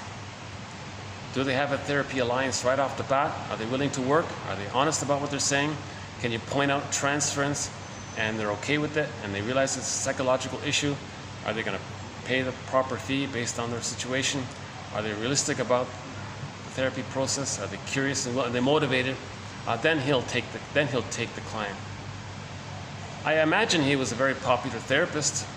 Peter Siphonos passed away a number of years ago. No video of him, no audio of him. What a pity. There really needs to be a video of him at work. I would have loved to have seen him at work. There is a transcript of him in one of his books.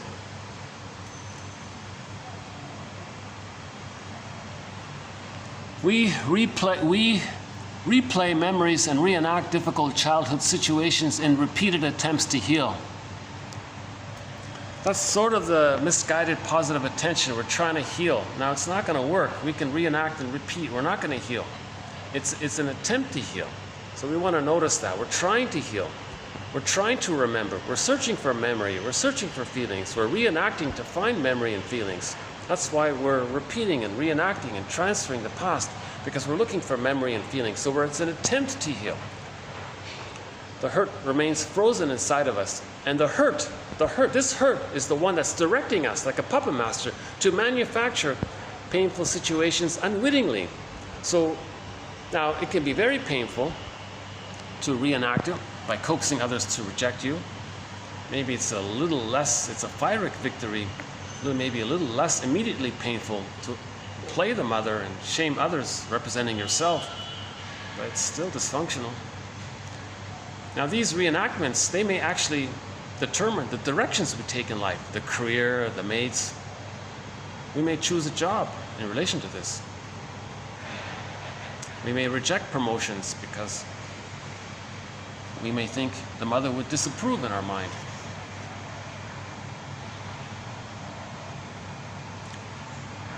Or we're rebelling because maybe some mothers condition the child, be an extension and be successful for me to enjoy. Not for yourself to enjoy, for me to enjoy. The person might say, no, I'm not going to be successful. I don't want to take credit and take all this pleasure of what I'm doing. It's not my choice to be successful. If he's so flooded with the thought that he's supposed to be successful to please the mother, so he may sabotage his career. So that can determine the direction he takes in life, where he refuses promotions. Until we recognize these patterns for what they are, we will be unable to name, understand, and give meaning to the traumatic memories that compel us. The traumatic memories that compel us. Repetition compulsion, it's compelling us in an attempt to heal. Repetition compulsion and trauma are synonymous, Russell says. Our lives won't be truly our own. Instead, we remain driven by unperceived forces, the skeletons invisible, that may steer us into directions we might not choose otherwise. Unexpressed sorrow, complicated grief. Recently we had the quote about infinite mourning. Infinite mourning, what a phrase, infinite mourning? Because the child is in a state of timelessness. There's no time. It's forever, it's infinite. So complicated grief is infinite mourning. He's in a state of timelessness because it's infinite. There's no time, it's infinite. So complicated grief, melancholy, is sometimes called infinite mourning. I didn't know that until recently. So infinite mourning. Chronic sorrow, unexpressed sorrow dominates life, surging in a constant river beneath the surface of our other emotions. Our other emotions neurotic pride and machismo. Okay. Underneath, there's this riverbed of the abandonment depression. The child may bury the grief by the manic defense and not notice its presence, but when he becomes a parent, his children will feel the outlines of that sorrow. If grief is buried, it can distance families, make individuals dysfunctional, etc. It can distance families. So if in a family there's a lot of emotional distance between members of the family, that's the buried grief doing that. Without an event to shake us up, we tend to resist looking at ourselves. If we're getting too much secondary gain by our dysfunction, people might think, "Oh, this feels pretty good. If a person with the oblique pattern has lackeys, oh, this feels pretty good. Why look at myself? I got the lackeys. I don't have to face my complicated grief." So he's going to resist looking at himself. Now, he needs an event to shake him. What if the lackeys say goodbye? Now, that might shake him, and then he goes to therapy. Now, finally, when he can get to a place of realizing that the others are people with feelings, because now he accepts himself as a person with feelings that he lost, that he's now starting to get. Now he sees that others have feelings. That inspires us to make reparation. Times 4. So what is it? 40 acres and a mule. What's that times 4? Maybe now it'd be 160 acres and 40 mules or whatever. So someone said that when you're making reparations for the indigenous people, times it by 4 to set it right.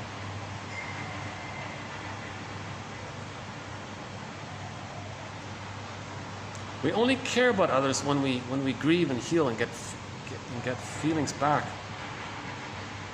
Love and gratitude don't enter the psychological picture with trauma prior to the age of 18 months.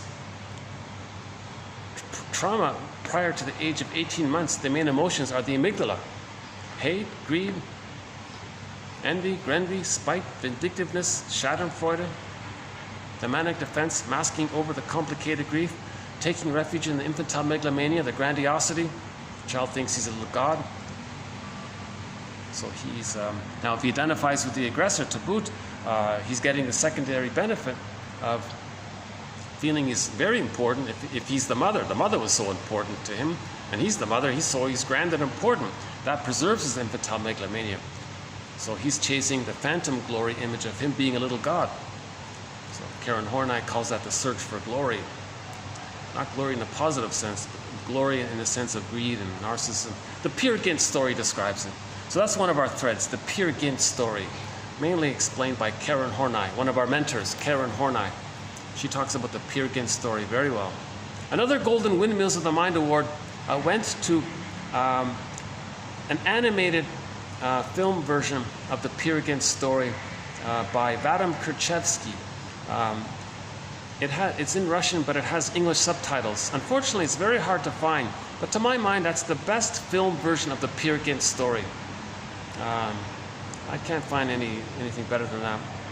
That's a great animation by a famous animator, Vadim Kirchevsky. So that's the Peer Gynt story. If you can find it, the Peer Gynt story. So Peer Gynt, he was the narcissistic guy, the search for glory. Didn't care about others, selfish, greedy. He was like a Don Juan. He always wanted to be number one, didn't care about others. Finally, at the end of life, he got a glimmer that maybe something's wrong. And he said to his disassociated feelings, represented by Solvig in the distance, this dreamy, masky, this ghost-like figure called Solvig, a character named Solvig or something. Where have you been? Where are my feelings, my inner child of the past, those voices? You never heard those. You didn't know what you were looking for till you heard those voices within. So finally, at the end of life, Solvig, where have you been all my life?